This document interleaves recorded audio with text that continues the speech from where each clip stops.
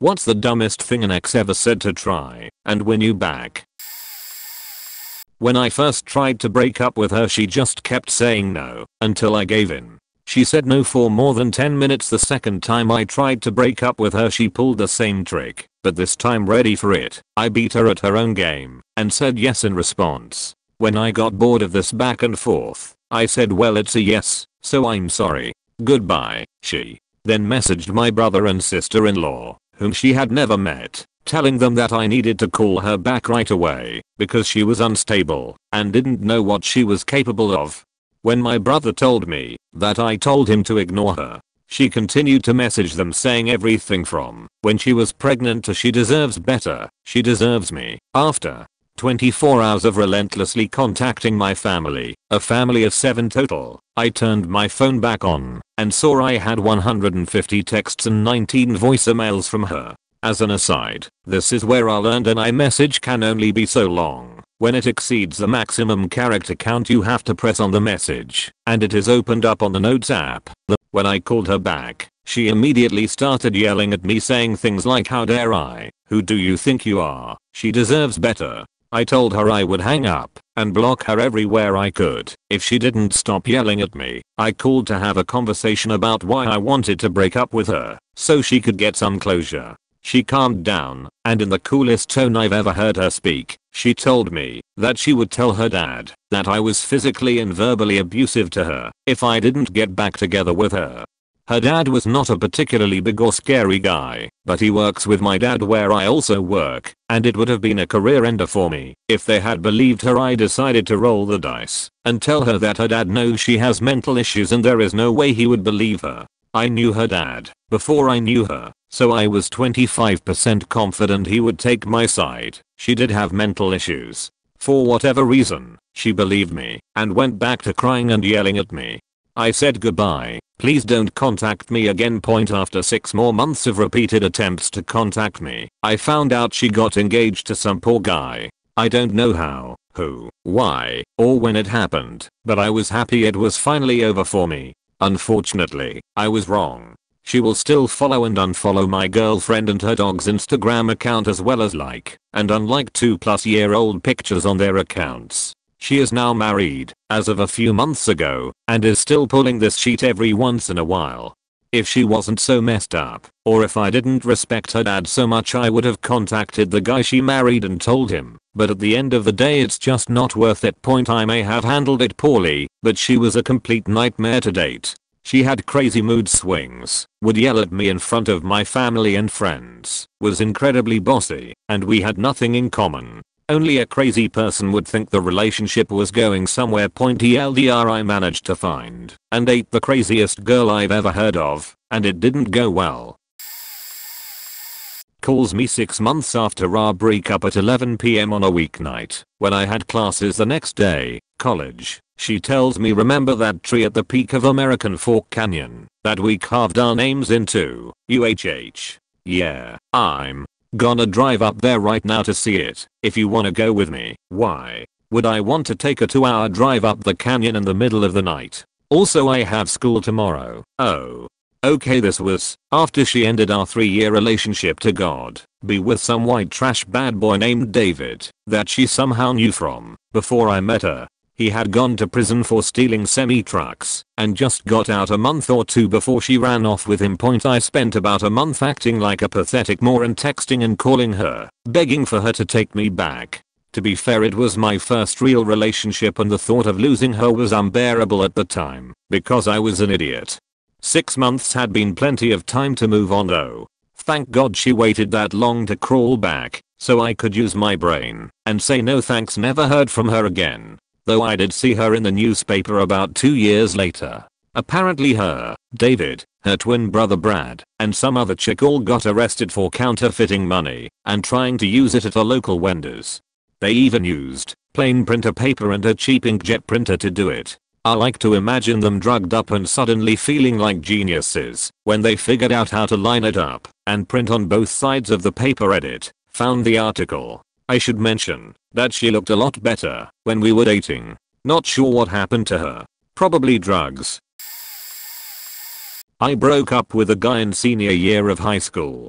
2 weeks later, he called me to tell me that he thought we should break up since he had refused to allow me to break up with him earlier, despite the fact that I said I was done. He said that if I came to my senses, he'd consider taking me back. I told him that was never going to happen, but wished him luck. The fun epilogue of this story comes 2 years after that. I logged into AIM to chat with my college best friend, and lo and behold, he logged on. I said hi and asked how he was doing. He said he had a fiancé, but that there was an issue, and asked for a favor. I asked what it was, because I was curious. He asked for a picture of my feet. When I asked why, he explained that the only way he could get off was by picturing me coming home from a long day of work on my feet, and making him clean my sweaty feet with his tongue. If he could see my feet, he was pretty sure he could get over it.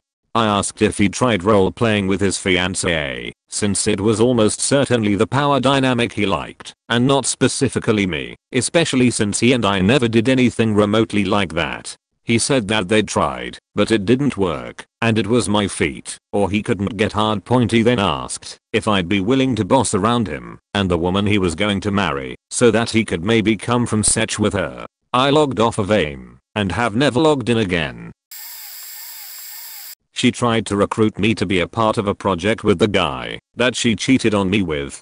She was somewhat involved with the project as well. I don't know if it was a ploy to win me back or rekindle some sort of friendship. Maybe she was just stupid and thought that I forgot about everything. Who knows? She even gave me her new contact information and said, I hope we can talk soon. Get a hold of me sometime. I found it hilarious and I called her out on it. Basically told her that I'm not interested in participating in the project because the project itself simply didn't interest me. I didn't forget about everything. I still think you're a shitty person and I have absolutely zero respect for you. I'm insulted and flabbergasted that you would ask me to be a part of something where I would be working alongside the guy you cheated on me with and subjected to being around you. Why would I help you out after you, figuratively speaking, stabbed me in the back? If you're trying to rekindle some sort of association between us, I'm not letting you back into my life that easily. Show me your intentions and we'll go from there. And if you're pulling this buddy sheet just to rope me into this project, just cut the rope now and walk away. Never heard a damn word from her after that. I got my answer. I told my ex I was getting an apartment because things weren't working out anymore. He insisted that I stay in the house and that he would find another place to live. The house was in both of our names. Okay, fine. In the course of about 3 weeks, he repeatedly broke into the house. I changed the locks twice and hid tape recorders in the flooring. I freaked the fuck out and went to the police. They took my statement and warned him not to contact me. About a week later, I woke up one day to find him army crawling on the floor into my bedroom. I screamed at him to get the fuck out of my house, and to this day, I really don't think he understood why I was so upset. About a week later, I came home from work. I worked 10 PM to 7 AM to find the power was out and it was freezing in my house. I called public service and they told me that the other person on the account had called and said that we had moved out, so they came and tagged it out. I was shaking. I was so mad. I explained what was going on, and they said that due to it being New Year's Eve the next day, they wouldn't be able to send someone out to get me back up for 3 days. I had to take my dog and my pet turtle, who lives in a giant aquarium, and stay in a hotel for 2 nights. About another week later, I'm back at home of course, and sleeping off and on. I hear something, and look outside to see my ex jumping off the back porch and running towards the woods. I freaked the fuck out and called the police of course. I talked to the same cop that dealt with me before and he said to call back if he came back. I was frustrated that was his response and told him well he's not gonna come back again today. I swear to God, about a half hour later, I was laying in my bed. I was too freaked out to sleep and I saw a shadow move very fast by the window. I was like oh hell no. I just knew it was him. I grabbed my cell and dialed 911 and told them that he was back. Not 5 minutes later, I heard sirens screaming outside and 2, then 3 cop cars came hauling down the driveway. I heard them yell at him, and I watched him get arrested right outside my door. After being terrified for the last month of my life, I felt so relaxed and safe. I ended up oversleeping for work that night because it was the first sound sleep I'd gotten. Everyone at work knew what had been going on, so I woke up to a bunch of missed calls from my manager and a couple co-workers freaking out and asking if I was okay. We laugh about it now and refer to him as the low crawler, but I assure you that at the time, I was faking terrified. You'd think that after almost 7 years, you'd know someone. I really wonder if he thought that, after doing all of those things, I was going to be like, hey, I can see you really do still care, let's give it another shot. TLDR, X flipped out and stalked me damn near Fatal Attraction style.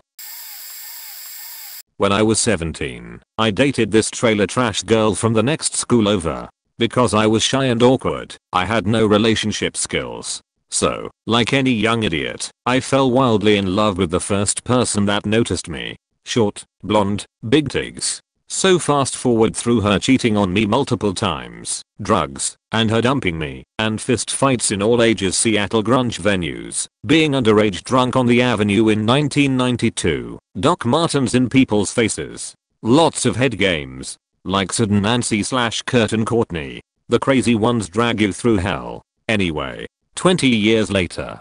After Christmas shopping for my wife and kids, I say fuck it, I need a beer. Pull off into this random roadhouse. Belly up to the bar. Look in the mirror, and there behind me is a former Little Miss Blonde. Except now, she's shaped like a fire hydrant. And has a voice like a tuba. Like if Janis Joplin and a trucker had a baby and she grew up. Because it's Christmas, I ordered a second beer. I brought it to her.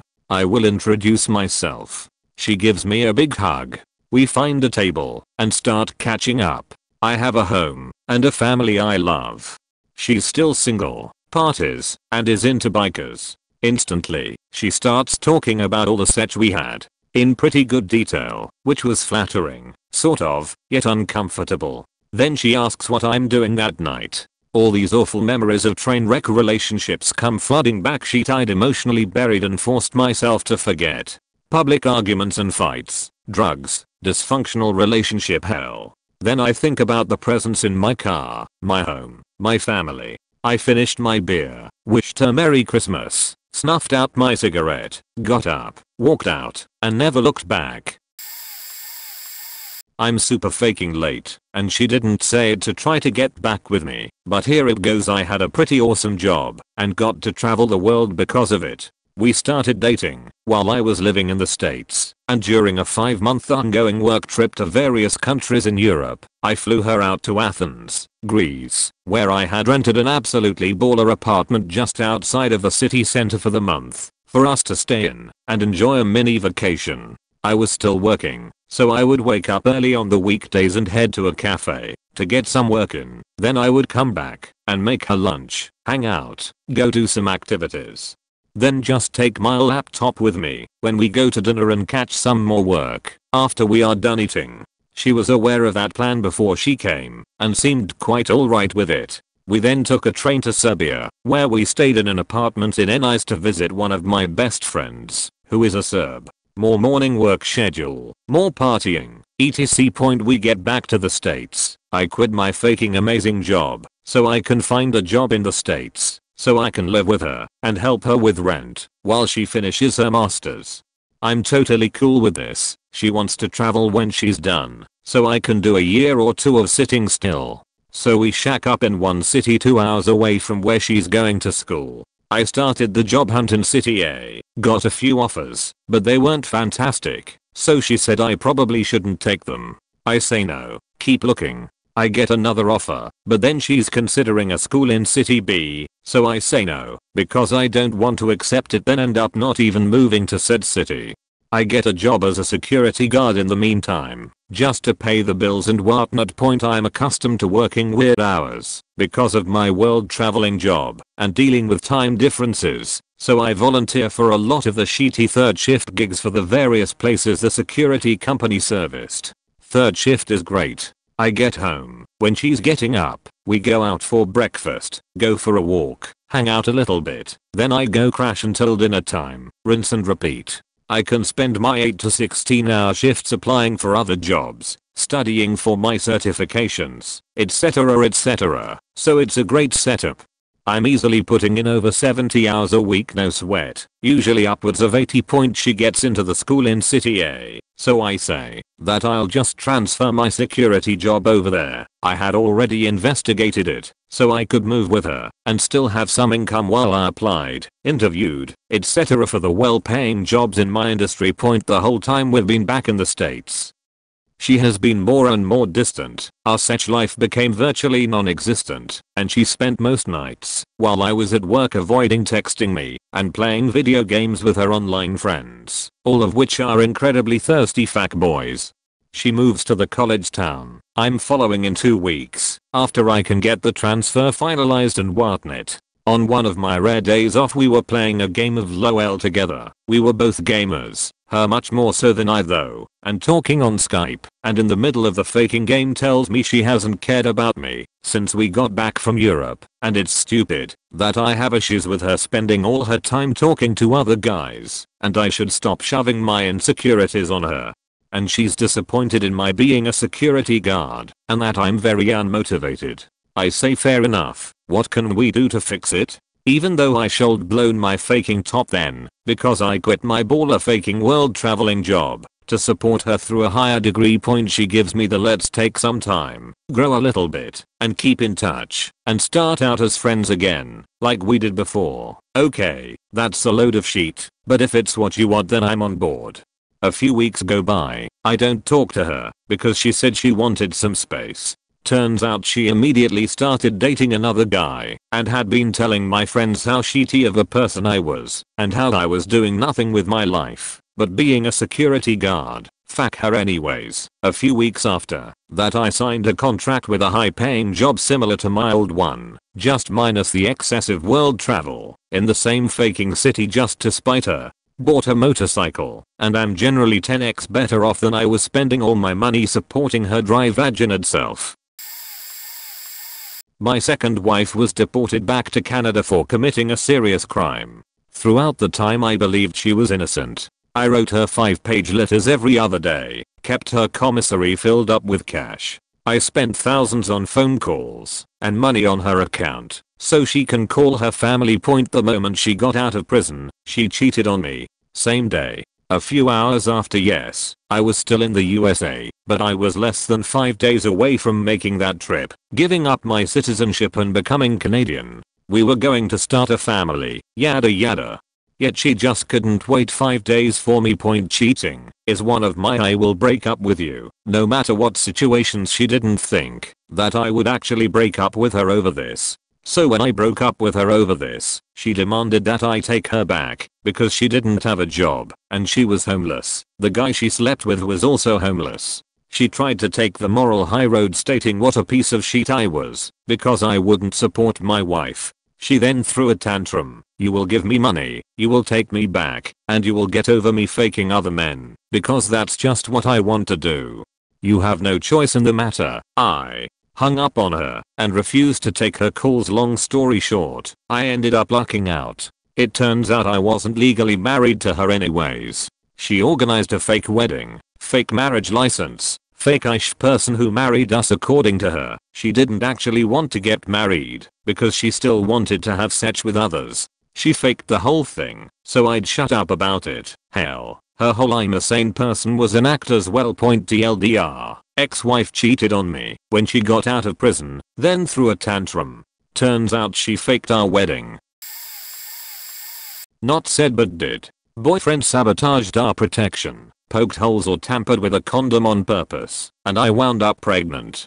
Before anyone begins with oopses, let me continue the story. I've always been very safe. I ended up telling him there was no way I'd be having kids with him and having an abortion, since I was only 22 at the time. Only made him pay half the money and he didn't argue with me, nor did his parents or mine.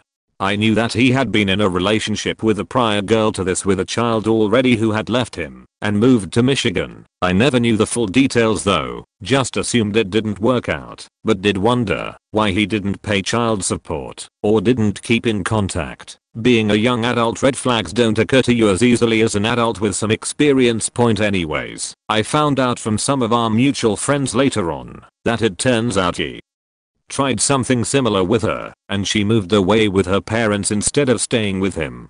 Of course, I didn't find any of this out until a few weeks after the abortion. When we split up, he didn't seem compatible with me in the long run, and he came back asking to get back together. He dropped the usual routine of love and flowers blah blah. When I refused, he asked for half the money back for the abortion, saying he needed it back.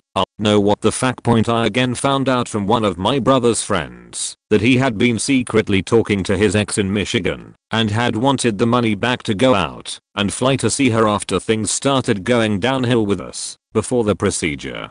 They still kept in contact and the ex had been talking about it to her friend. I had to hear this from a girl who was friends with his ex and was serving me my food. What the fuck?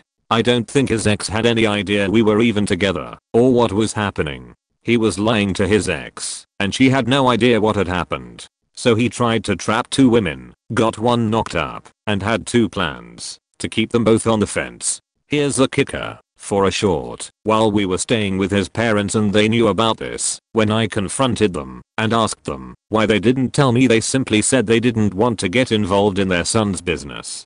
Lucky for them, my mom didn't sue their ass off. I'm pretty sure getting women pregnant on purpose can be considered some kind of sex crime somewhere. I'm not really sure if this constitutes as a tried to win you backstory, but he did attempt to get me back after all that bullshit and lying. He did way more shit later down the road. So many stories. He did manage to fly back to see her, got her knocked up again, and came back to town before she had the second child and wound up with one of my ex-friends in town. Lol, he was a sick dumb fuck. But the small town I lived in for a while was faked, and I was a young naive college girl, more angry at myself that I didn't see right through all that shit. But lesson very learned. I'm glad only 3% of the faked up relationship stories I've had are on Reddit. My posting history would be a faking train wreck. Lol. Edit. My brother is currently in a relationship with a girl who threatened him with if you break up with me, I'll go to the cops and tell them you rap my little sister bullshit. He still is with her, and her manipulative as fuck relationships. Lol. I'm a bit late to this thread, but an ex of mine actually burned her mother's house down to get me back. I broke up with her after about 2 years, or suspected lying and cheating. She moved back in with her mom. When we broke up, she kept trying to contact me and get back with me, but I just couldn't handle her immaturity and lies. Then one day she called me and told me her mom's house had burnt down. At first I thought it was a lie, but after talking to her mom I confirmed that it was true. I felt horrible for both of them. She was home when the fire started and she had miraculously escaped with her dog. They had nothing. I told her I wasn't taking her back, but I'd help her out until she could get back on her feet. I'll let her stay with me. Bought her some clothes and essentials. I even got her a new job. Of course, since she was living with me, we ended up back together for the most part, even though I think in my heart I knew something was not right. But I guess convenience won out over what was right. And I thought I was doing what was right to take care of someone who had just had something horrible happen to them.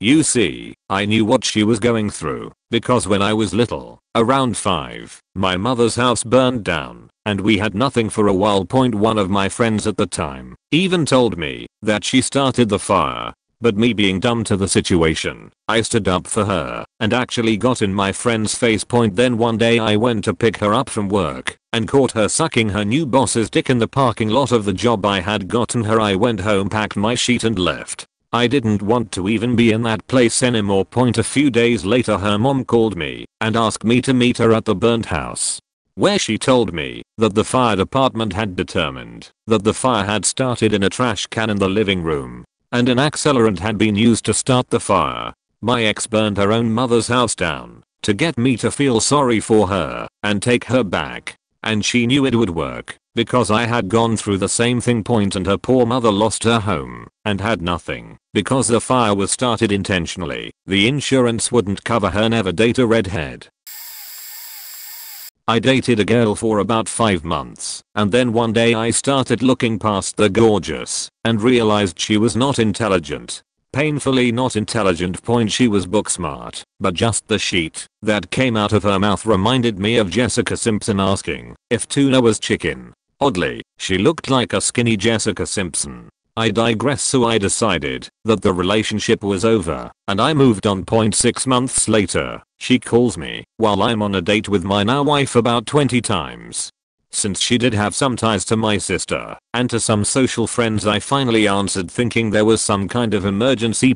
She then starts screaming into the phone that I gave her, and standard I got tested and all, but holy shit, I went numb. So I walked away from my date, heart racing, wondering what the hell I had, and this girl goes on a rampage about how I gave her the clap. I ask her point blank how many other guys she's been with since me, and she throws out 6. You gonna judge me now? And then I calmed down and explained that the clap, as far as I knew, was easily treated and I did not have it. She explained that she had went to the doctor, got meds, and called all the men she had been with trying to figure out who gave it to her. She explained that her current boyfriend was refusing to answer her texts and phone calls. Then she says that she just wanted an excuse to talk to me and started asking how I was doing. So yay. That's my story. Number blocked. So happy every day I did not accidentally get that girl pregnant. It had been 4 years since we had dated. We broke up because she was openly cheating while I was in college and justified it because distance. 4 years later, and I'm married with a kid. My wife was friends with this girl back in high school, and my ex gets in contact with my wife to go get their nails done. The ex will pay and everything. Wife and I were planning on going out this evening anyway, so we called the babysitter and headed out. We get there, and we all sit down. Ex and wife are talking about what nail style / pattern to get when my wife gets taken over to start her nails. My ex says she needs a few more minutes to look. I, of course, am on Pokemon Go, but can see she's smiling and looking at me. I look over, and she asks what I'm getting my wife for her birthday, and I say I have a few ideas, but haven't decided yet. She asks if I have been getting her messages. I'm extremely confused. She was messaging an old email from 4 years ago that I haven't used since college. She tells me she had been messaging me about needing gift help for my wife and asks if I had gotten any of the messages on my Facebook, Tumblr, etc. I said no, I hadn't used those accounts since college. So, she asked me if she could get my number to talk about gift ideas. I said yes, because obviously there is no way she's crazy enough to do anything stupid. The first message she sends me is, send ideas for her birthday? So, I'm doing so, thinking everything is fine. Not 5 minutes go by, and with my wife sitting across from her, the ex asks if she and I could talk alone while my wife is working from home later. She also texts me saying that she's been sending me messages regularly 4 years about getting back together. I'm trying to signal to my wife that this girl is faking crazy, but they're both chatting getting their nails done. When they finish we all get up and go to the ex's car. She wanted to drive us, and I text my wife in all caps, don't read past this until we get back to our car, but she is faking crazy. I said this because I didn't want the ex to look over and see my wife reading texts explaining what was going on and then freak out. So when we get back to the car the ex says, I know you work later, but after you're done do you want to hang out? My wife says maybe, and the ex says she'll be in the area anyway because she wants to stop and see an old friend. My wife and I get in our car and start heading home, and I explain and show the texts. My wife is upset, but says that the ex is a dumb bitch who gave her $70 nails for free, so it's all good. The ex continues to text me saying she will be in the area if I want to just say I'm going to the park that's nearby to play Pokemon Go, of course. My wife loves this idea and tells me to go to the park. I go to the park and the ex is sitting at a bench. She is smiling and is ecstatic when I stand by her. She starts talking about how my wife trapped me into having a baby, and how she, has always still loved me, and that no one will ever equal how I treated her. She was crying and laughing at the same time. I tell her I'm happy, and that I hope she has closure. Ends up with me getting in my car and her clinging to the side, until I speed up, and she falls off. She was yelling something as I was leaving. I don't know what it was, but if I had to guess, I think she was saying, "Team Instinct is shit." Oh Jesus, I'm late to this party, but I have some fun ones. Exhibit A, crazy militant religious dude. You're probably pregnant with my child. You'll have to stay. It is God's will that we be together, but I'm fixing up the shed in the backyard. I'm making it a home for us. Shed was in his parents' backyard. According to my sister, who kept tabs on him via Facebook, he actually married a girl and moved into that same shed not too long after we broke up. You can't just get away from me, you know. Your dorm doesn't have the kind of security that can keep people with my skill set away.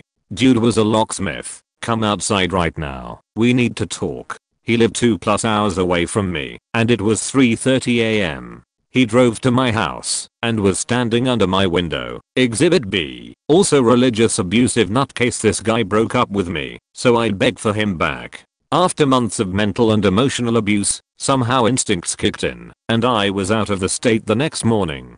He called to accept me back a day or two later. This was the aftermath. What? Do you mean you're gone? You never came to ask forgiveness? Hadn't done anything except be broken up with? If you come back, we'll get married next week. I'll arrange everything. You'll get to use the old chapel like you wanted. I'll tell them you aren't really a hoe. I'm getting you a plane ticket. We aren't actually broken up, you know. God told me to test your faithfulness. Exhibit C. Needy foreigner dude marry me, and we'll move to his home country and make lots of babies. No, you're kidding. You don't want to break up. Let's go to that Mexican place you like and forget this whole talk. My mom says if we break up I'm not invited to Christmas. Don't do that to me please. I really want an iPhone. Exhibit D. The emotionally constipated until broken up with, but I'm obsessed with you. I look around his bedroom and see you everywhere. If you leave me, I have to change everything. Now, I can never eat here again. I'm going to get the remains of this meal bronzed in our memory. I broke up with him during dinner at a restaurant. The bronzing statement was probably one of the strangest things he ever said.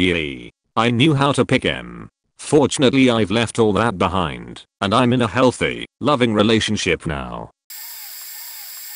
Story time point. So back in college, I was with this girl. It started after I helped her get through a breakup with her ex-girlfriend. I'm a guy and they wanted me to be their sperm donor at one point. So we date for about 8 months, and she starts telling me that she and her mom are going to be kicked out of the house that they are renting. So I help her out with money, since I had the income to do so, while working full-time, taking 19 credit hours and pretty much running myself ragged. This goes on for a few months, and she starts talking about how mentally unstable her mom is, and how she can't stay there anymore. I try to help the best I can, but my efforts were mostly for naught. Now this girl claimed to be a devout Catholic, and said she wanted to wait for marriage for such, which I was fine with. No big deal. Problem comes later. So she broke up with me for the stupidest reason. Reason was I couldn't guess why she was crying her eyes out when she called me at 3 o'clock on a random Tuesday morning. Turns out, as I found out much later, that she had been working as a stripper to try to make enough money for rent, and she fractured her leg on stage and couldn't dance for a few months anyway. So she comes crying back to me a year later saying she is pregnant with twins with this guy she has been seeing for 2.5 years. Math kicks in, and I realize she had been cheating on me almost the entire time. Apparently she wasn't happy with him and wanted me to be the father. At that time I had graduated and moved out of state, and I was not about to touch that with a 200-foot pole. I tell her no chance. She finds me and starts sending me packages with her used underwear and nude pictures of her master, baiting with things like "wish she were inside me too" written on them. I got transferred to my job and I haven't heard from her since. Oh yeah. She got married to this guy and they tried to invite me to the wedding. That was a thing. Haha, I've got a few good ones from my first boyfriend, who still tries nearly 3 years later. A few of my favorites. 1. Look, I miss you, and I think we should try again. He says this a week after I left him, when he left me virtually homeless too. I know you got all that mental shit, okay? I think we can make it work once you get a shrink. He's bipolar schizophrenic, is in and out of psych wards, and refused to take meds for it. I've got depression and anxiety, and have been on meds for it since 10/3. I went up to Jersey to be with my ex, but all I could think about was you when we faked.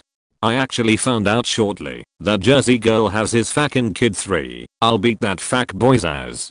Who do you think taught you how to suck dick? Forget that little beach and come back. I know you miss me. He told me this after finding out I had a new boyfriend. No, I do not miss you. Yes, thank you for the life skill. No, I'm not going back. 4. I talked to your mom. She says you're doing good.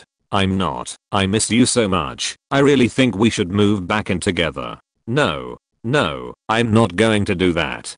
The first time I did that, you faked me over and left me high and dry. Number 5. Look, I can get past you cheating, okay? I just love you too much. I want to make this work. I never cheated. He cheated on me multiple times. First love made me stupid. He got this idea when he, without my permission, snooped through my journals and notebooks, where I write short stories and such. He was reading fictionalized characters in fictionalized universes, dealing with fictionalized problems, like serial killing witches and occult monsters. One of my stories happened to mention a staircase. We had a faking staircase in our apartment, and came to the incredible conclusion that I was keeping a secret sex diary, detailing my crazy freaky sex life. Again, none of my short stories were even sexual. They dealt with horror themes, as mentioned above. I flipped all the faking tables when he told me this. TLDR. First boyfriend is a literal schizophrenic psychopath. Still tries to get back with me 3 years later. Says a bunch of crazy and hypocritical bullshit. I met the love of my life in July after I graduated from high school. We fell in love very quickly, and I knew he was the one. We started a long distance relationship that spurned a lot of stupid love actions. First, I dropped out of a 4-year university degree, losing many scholarships in the process, in favor of a 1-year certificate program at college. I might add that the certificate is not recognized in my current city. Anyway, this started 8 months of living 600 kilometers apart. Every second weekend, we'd each drive 300 kilometers to meet halfway in my hometown, or one of us would drive the full distance. We'd spend less than 48 hours together, and each would go home. This happened no matter what, through honest to goodness blizzards, snow, ice, and rain. I once drove on a freshly snowed on highway with no tracks whatsoever to get home. Another time, a police officer called my boyfriend from a town on the way to me to tell him to drive safer because people had made complaints. Oops. A year after meeting, I moved to his unknown city with no job waiting, no friends, barely any savings left, and a useless certificate. He worked evenings with a dismal salary and 4 years of trade school ahead of him. We got married that fall. 2 broke kids, 19 and 20, living in an apartment, barely making ends meet. 2 years later, we are still broke. Okay, it mostly just feels that way now. Building a house together and expecting our first child. We are doing just fine. Happier than ever. All those crazy stupid things just worked out.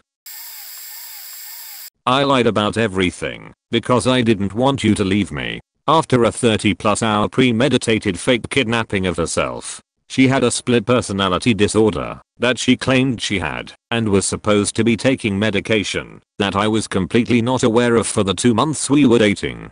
She apparently stopped taking her medication. I apparently was her cure. Stupid. This was a long distance relationship. Probably the dumbest thing an ex has ever said or attempted to grab my attention. Aside from that, an ex who verbally abused me consistently until I ignored her and shut her out of my life, and then ran a DDoS attack specifically to my home for more than 6 days straight, and blackmailed me through a recreated passport and geo-location my address, and threatened me with it. Said through text message, "If you continue ignoring me, I'll ruin your life through every detail I can change about you, or report you to the police." This was a long distance relationship. She involved my real life friends and my online friends. Threatened a couple of them too. Became a very big issue. Lastly, my third and final one will probably be I'm pregnant. The classical excuse. I was only 15 years old and her best friends were in on it, just to keep me around.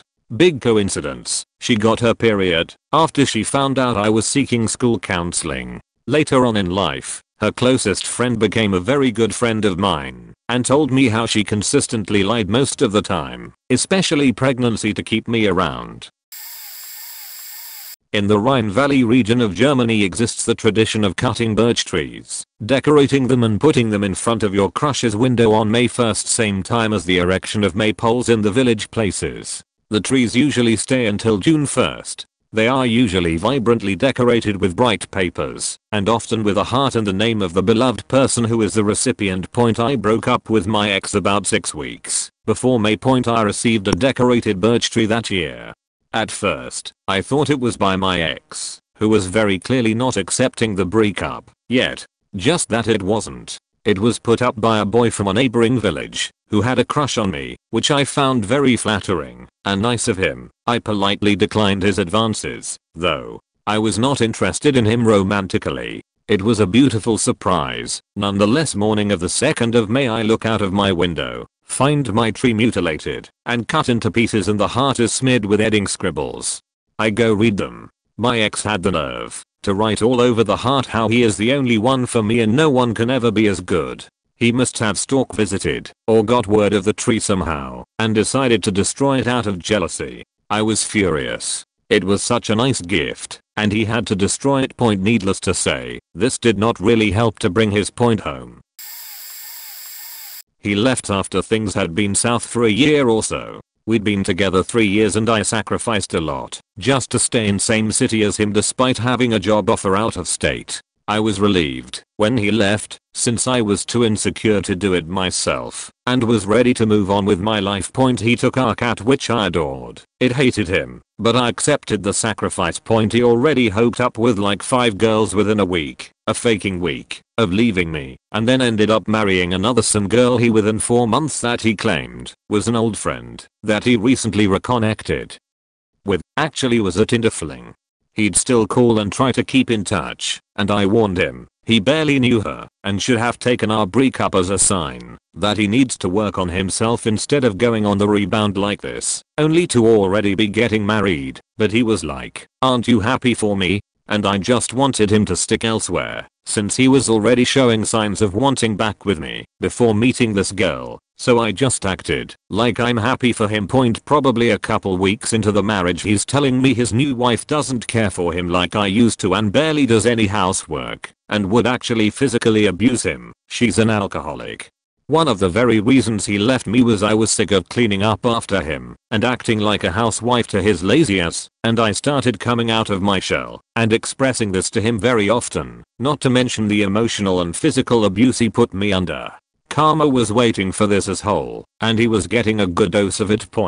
So he calls me one day and straight out says, "I don't know if I'll be able to hold much longer with this girl, so, keep yourself open." He was seriously expecting me to not even move on with my life and still cling to the possibility of being with HM despite the fact he faked several girls since leaving me and was now married. I can't imagine where anyone gets the nerve to say something like that. We met up a couple times after. I know all my girlfriends tell me I'm too nice, and he constantly probed if I was seeing anyone. I mentioned that I'm not ready yet but will try to get back into the game in a couple years or so, to which he started pouting and getting upset, telling me, "You're making me feel bad telling me you'd actually be with someone else. Motherfucker, you're married." Did I forget to mention he always was also sexually frustrated with me? I would turn it down often because I knew I didn't want to be with him and didn't want to risk getting pregnant regardless of protection and a pill. I'm very paranoid.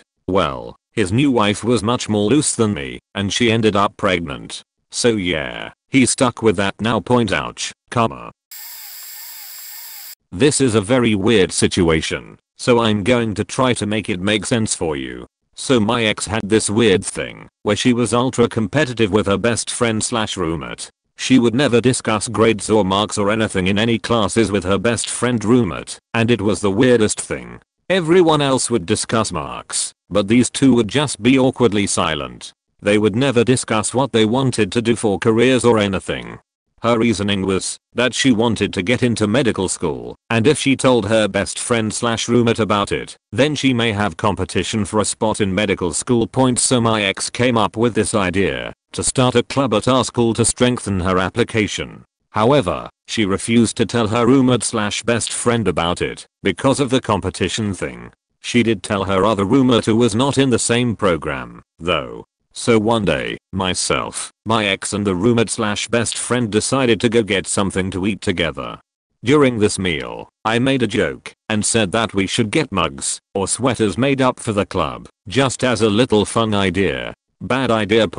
As soon as I said this, she went silent and refused to talk to me. The silence continued until we all finished our meals and they got into my ex's car and drove home, and I got into my car and I drove home. Upon arriving home, I looked at my phone to see 15+ angry texts starting from breaking up with me to suicidal I don't want to be here anymore texts.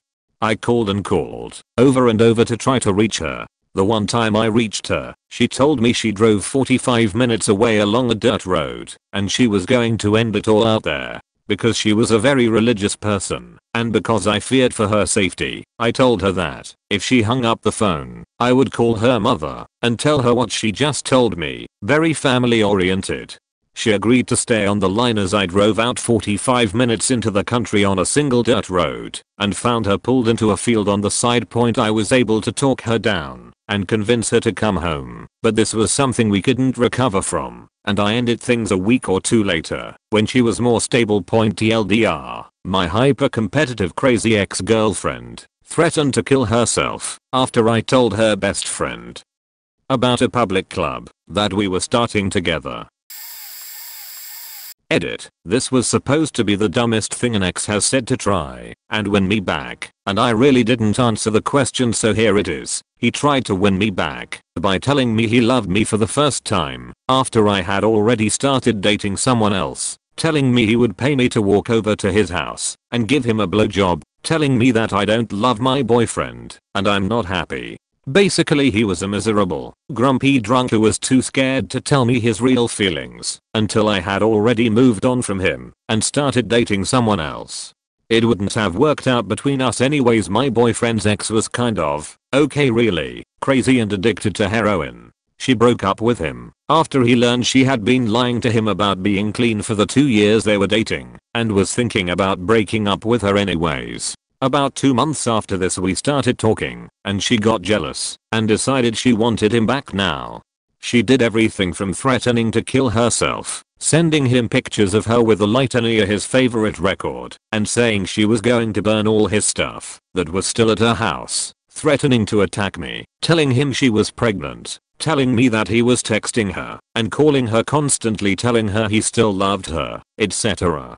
Here's an example of a Facebook status she posted about me while she was trying to get my boyfriend back. I'm about to go all Mandy Milkovich on this Karen as, which is a reference to Shameless and basically means she was gonna hit me with her car. Thankfully she got clean and apologized to me and stopped trying to get my boyfriend back. Now she's in prison for something drug related or stealing related, not sure which, and I heard she's probably going to be doing 6 to 7 years. Not an ex, but a stalker. Friend of a friend, and married with 2 small children. We were on a night out together with a number of other people, one of whom was a stranger, and very blatantly creepy. Towards the end of the evening, the creepy stranger pushed me up against a wall, and told me that he deserved to fuck me. Was somehow drunkenly able to fight him off, and mercifully he bailed on us all, and left shortly thereafter. But the only other female in the group was suitably spooked by him, that when she had to leave to resume childcare duties, she insisted that the aforementioned friend of a friend, seemingly a comparatively normal individual, ensured that I got home safely, and gave him my home address. He took me home, put me in my bed, then proceeded to have sex with me while I was unconscious. Did seriously consider reporting it, of course, but my knowledge of the legal system is relatively robust. And I knew that I'd be torn to shreds in court. He left in the morning, then proceeded to stalk me for the next 2.5 years. Sent roses to my workplace over and over again, befriended my housemate to garner information about me and my general whereabouts, and came by in the middle of the night to deposit gifts through the letterbox. He must have spent hundreds and hundreds in total that should have been going on with his children. Cops, helpfully, told me that they couldn't do anything until he actually caused me harm. I bumped into him a year or so after it all began at a function, and he sexually assaulted me in public, then protested that my lack of engagement was unfair because he had left his wife and children for me. When I pointed out that I had never once expressed any willingness to pursue anything with him, he admitted that he knew this was true, but couldn't help himself. Last I heard he was in therapy over the whole situation, lol, and has recently got engaged to a new partner. He still makes contact, usually via messenger apps etc, all the time. Tiresome though it is, I've deduced that cutting all feasible lines of communication, based on precedent, is likely to result in the resumption of more physical stalking, so I choose to simply ignore any messages as they come in. And come in they most certainly do. Happy days. Very late to the party, but here goes. About 6 months after the breakup, he was physically, emotionally, sexually abusive, and I had blocked all contact. The ex had managed to create a Skype account under the name of one of my friends and I accepted thinking it was her. Nope. Anyway, he starts going on about how his grandfather has Alzheimer's and it's getting worse, and how he keeps asking when the wedding is. We were very briefly engaged till he cheated, and I called him out on it, and he proceeded to break up with me real quick, like I ended it first. And then he said, you should just move back down here, we could get married and have a kid just until my grandfather passes. I'm just sitting there like, what the hell? I then started to laugh so hard I cried and promptly told him to leave me the F alone or I'd go to the police, then blocked him. Little did he know, his sister and I still kept in touch. And when I reached out to her to have her pass on my well wishes to her grandfather, they were amazingly sweet people. She was shocked because they both were perfectly fine, healthy, and clear-minded, and she said my ex was miserable and jealous because he's found out I'd moved on into something very serious. She later messaged me to let me know she'd shared that whole thing with her grandparents, who were very mad. I was about 15 over 16. My mum worked with his mum and brother at the primary school we both went to as kids, and he lived 30 seconds down the road. Anyway, he was a dick. I was a virgin, kind of wanted to have sex, but said no, because I was scared that I was too young etc. He took that decision out of my hands. He said he wanted to try SM/bondage, and I'd said maybe one day, but we hadn't agreed to try it, hadn't set up safe words etc. Just one day he started strangling me etc. during sex. He'd force me to go on top, even though I made it explicitly clear I was too embarrassed/nervous/shy/self-conscious. Then he started a strike system. Every time I did something he didn't like, I'd get a strike. Every 3 he tried to make me suck his dick, like holding my nose shut and prying my mouth open with his hands. Boy was he shocked when I bit him as hard as I possibly could. Anyway, I was too young and scared to do anything. I thought that it was normal. Until he started getting physically abusive outside sex. His excuse when we broke up, I read it in Cosmo. I thought that was what girls wanted in sex. Then weeks of messaging me about how depressed he was, how he was going to drink bleach. He got with a girl and messages about how much he didn't want to be with her because he still loved me and she wasn't a patch on me etc. He never apologized for what he did or admitted he was wrong in any way. Edit. TLDR, my abusive ex tried to win me back by saying the only reason he abused me was because Cosmo had told him it's what women want. So I know I'm late, but I have to tell a story from high school. I dated a girl for about 2 or 3 months, and things were going pretty well. Well enough that people would ask one of us about the other in casual conversation, you know? So we went out to dinner and a movie one night. Nothing big, but on a high school budget, it wasn't cheap. Now, she had always been adamant about splitting the check for whatever we were doing. because I didn't own her and she didn't want to feel like she owed me anything. That was fine with me. But at the restaurant, she told me she didn't have her money with her, but she'd pay me back when we got back to her place. I told her it was fine, she didn't have to pay me back at all, but she insisted. The date was mostly fine, but she seemed quiet, like I had done something wrong. We drove back to her house after the movie, and she said, "Hey, we have to talk." Ugh. So she goes on and on about how different we are, and breaks up with me, and goes inside, and I figure that's that. I was really stunned, and took it kinda hard. Monday morning at school, she comes up to me, and says, "Hey, I'm sorry. Can we go out again? The reason I broke up with you is because I didn't actually have the money, and I was embarrassed." I said, "What? Really?"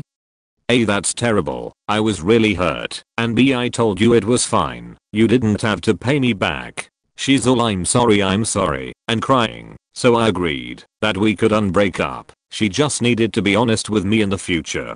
Later that week, one of her friends, obviously not a good friend, told me that the real reason she broke up with me is that her ex was back in town visiting. He had moved away, which was why they broke up, and she wanted to get back with him. So she made up this whole scenario about not having the money so that she wouldn't feel bad breaking up with me. He rejected her, so she came back to me. Obviously I broke the date and told her not to call me anymore.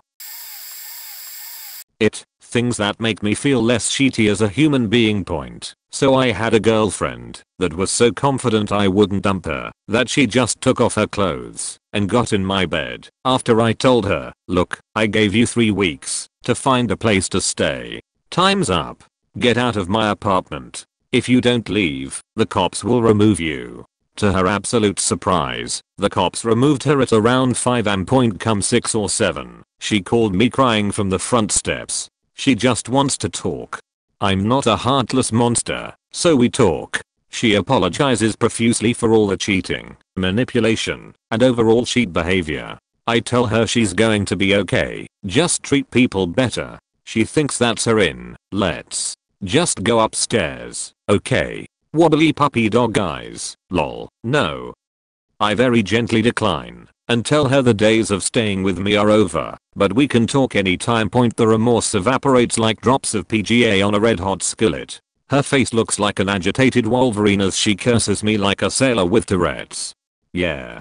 Kicking her out was the right choice. The little narcissist even had the gall to send a list of demands through a mutual friend she started staying with later that day: toilet paper, soap, shampoo, etc. I laughed and sent a few things with the guy. "Are you some kind of Buddhist?" The guy asks, sort of. "Not really, just glad to have the little sociopath out of my life." That's one way to drop the naive trust of youth. She started a relationship with someone that didn't know I existed. Broke up with me. Then called me to get back together, saying she'll be the freak I always wanted. We can have 3 and foursomes with her friends. I can tie her up. The whole 9 yards. I took her up on it. She did follow through. Was the most awesome, most faked up sex I've ever had. Then she dumped me for a woman twice her age that convinced her I was her pimp and she was my sex slave and she needed to be liberated.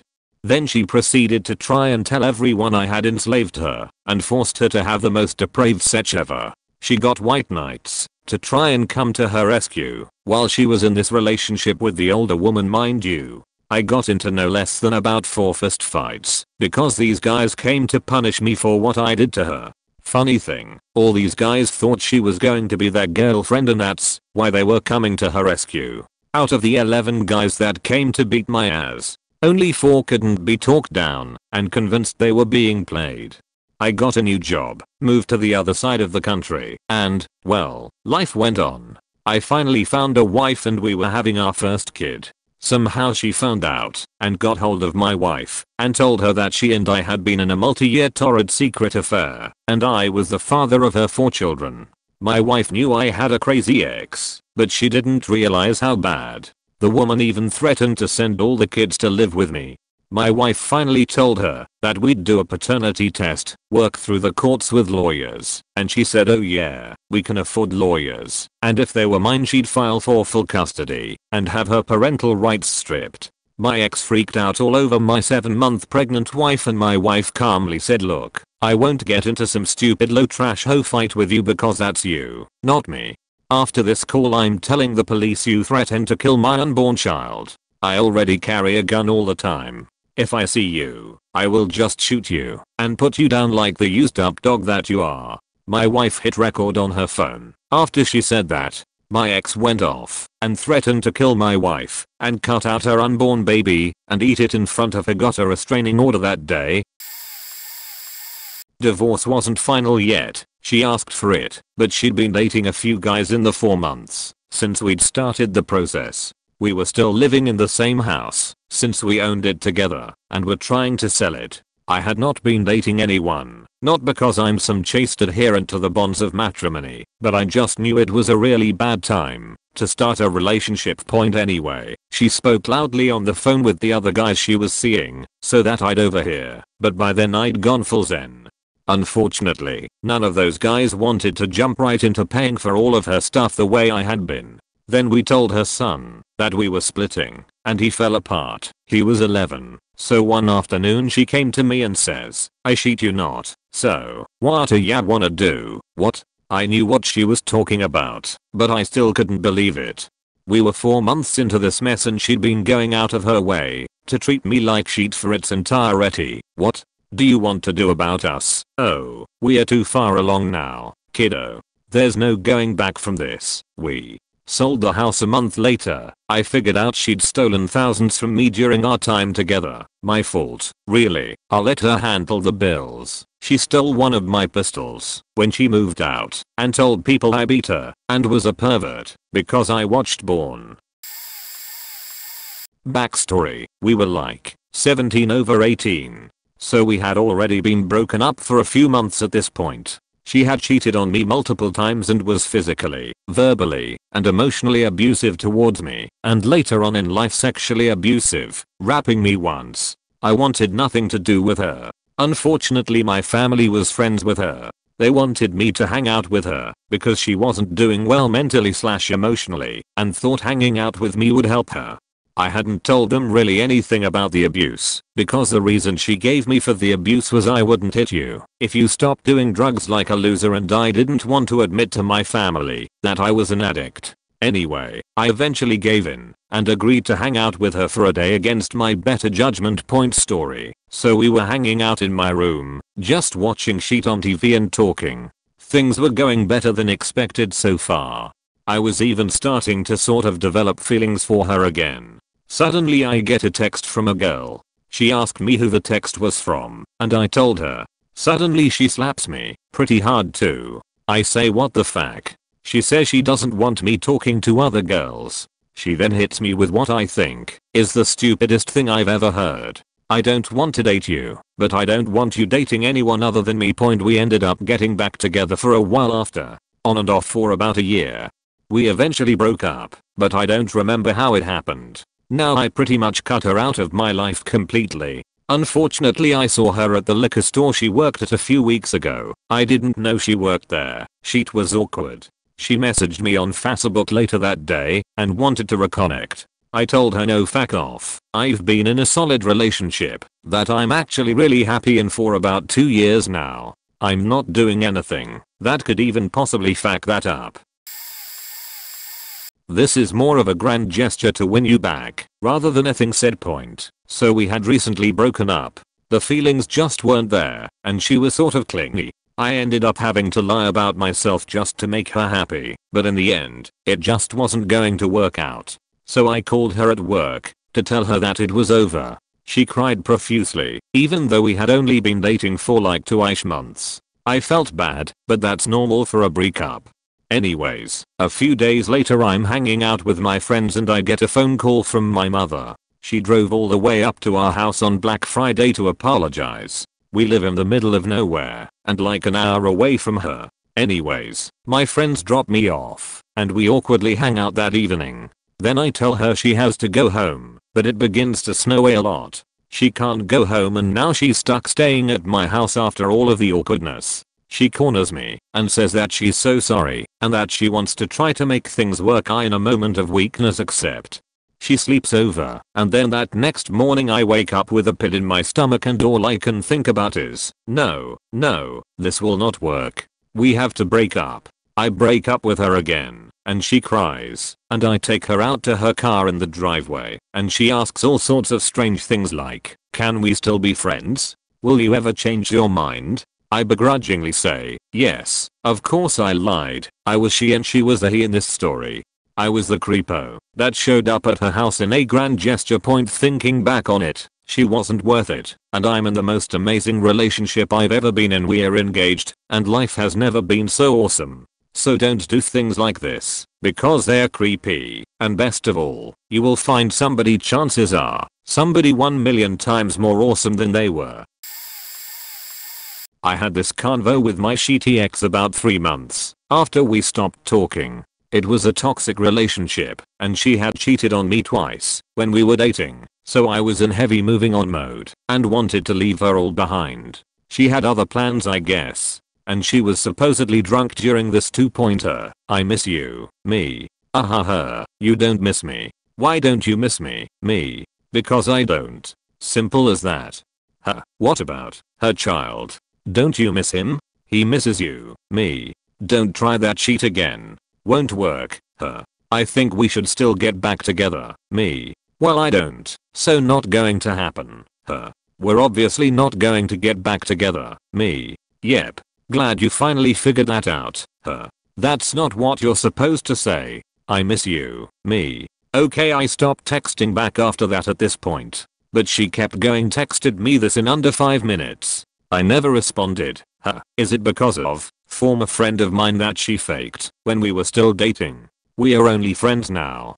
He's a baby. You don't complain as much. I like your new car. I want to ride in it. We really need to hang out. I miss our cuddle time. You got a lot better at sex the last time we had alone time. This is why we need to hang out again. Her child is getting big. He can say more words now. You really need to see him so you can see how big he's gotten. Did you fall asleep? Text me tomorrow. Needless to say, I never did. But I got a pretty good laugh when I saw how desperate she had gotten. In high school, the guy was 20 and I was 16, and he was getting creepy. Yeah, I know. Should have expected it with that age gap, but we met at work, and I thought he was younger. He thought I was older. We clicked before we knew each other's ages. Anyways, he started saying things like, I'm going to buy you an engagement ring for Christmas. We can just tell your parents it's a promise ring. Like, you know we've been together for 2 months. I tried to let the guy down easy and said I think we just really need a break. We haven't talked for 2 weeks. Then I run into a mutual friend of ours who says, oh, I just ran into at the mall last night, and he was telling me how great you two are doing. I'm so happy for you guys. So I call him and ask him why he's telling people we are still together when we broke up 2 weeks before that, and he started crying and was like, I know you wanted a break and that we are not together at the moment. But that doesn't mean I have to stop telling people we are together, does it? For several years after, he continually would message me saying that I ruined his life by breaking up with him, and then would ask if I was happy in my relationships, and if I wasn't then we should meet up. He also messaged wanting to meet up after my divorce and said he didn't mind that I had kids. I finally broke up with a girl because things just weren't working out. We'd fight a lot, etc., and honestly I was just tired of it. So finally I'm like, look, this isn't working and I'm done. Try to leave. She steals my car keys, where I had to grab her arm and pry them from her hand just so I could leave her house. Point. After I'm about 15 minutes from her house, I get a phone call and stupid faking me answers it. She's all, I love you and just want you to know that if anything happens to me. I pull over and am immediately, what are you doing? Where are you? I was concerned, you know, because I did care about her. It just wasn't working between us. She's all, I'm just out driving. I don't know where I'm going. So worried, I say just meet me here, wherever I was parked. She does. We talk, we cry, blah blah. We go back to my place and sort of make up. Point. She cheats on me with one of my friends like 2 weeks later. I'm pretty devastated. Break up with her. break up with my friend lol. Then to top it all off, after a few weeks, she starts texting me, calling me anytime about how she misses me, why did I ever love her, etc. Until I said don't call me, don't text me, don't write me, don't ever talk to me, because you're a horrible human faking being. She tried to reconnect like a year later, to which I told her I'll never forget what you did. It'll never be okay, so I don't know why you'd think calling me out of the blue would get you anywhere. And her response? I just thought we could be friends now. Ha. I came home late from work, and she was pissed at me for no apparent reason other than me being late. She wanted to go to the gym, and was waiting on me, beached at me, and walked out of the room, and went outside to get in the car, so we could go. I decided I'd had enough of her shit, and instead of getting dressed to go work out, I started packing my sheet. She came back wondering what was taking me so long, still angry about who the fuck knows what. I told her I'm done, I'm packing my sheet, and I'm out. She cried the entire time, and yelled and argued. Her roommate even joined in yelling at me, and telling me to just go, and that I was probably cheating her on anyway, clearly not helping the situation. Finally, as I'm done packing, with all of my sheet in my car, I went back one last time, to make sure I didn't miss anything, because I never wanted to come back. She decides now she wants to tell me some personal info. So she asked me to stay and talk for just a second. She turned the lights out, sat on the bed, and asked me to sit next to her. I begrudgingly did so, and that's when she dropped a bomb on me. You remember a while back, when I woke up crying in the middle of the night? Yeah, and you wouldn't tell me anything. What's that got to do with anything that's going on? I wanted to let you know that I was molested. When I was younger I was speechless. I felt bad for her, assuming that it may have been true. I still to this day have no idea if it was, but I couldn't believe she was using that to get me to stay. If it wasn't true, you're an even worse person than I ever imagined. If it is, why are you using it as a bargaining chip to keep this shithole relationship going? I told her that I felt bad for her, and I gave her a nice big hug. Then I told her if she needed anything I would be there for her, but that I couldn't stay any longer, and she needed to seek professional help.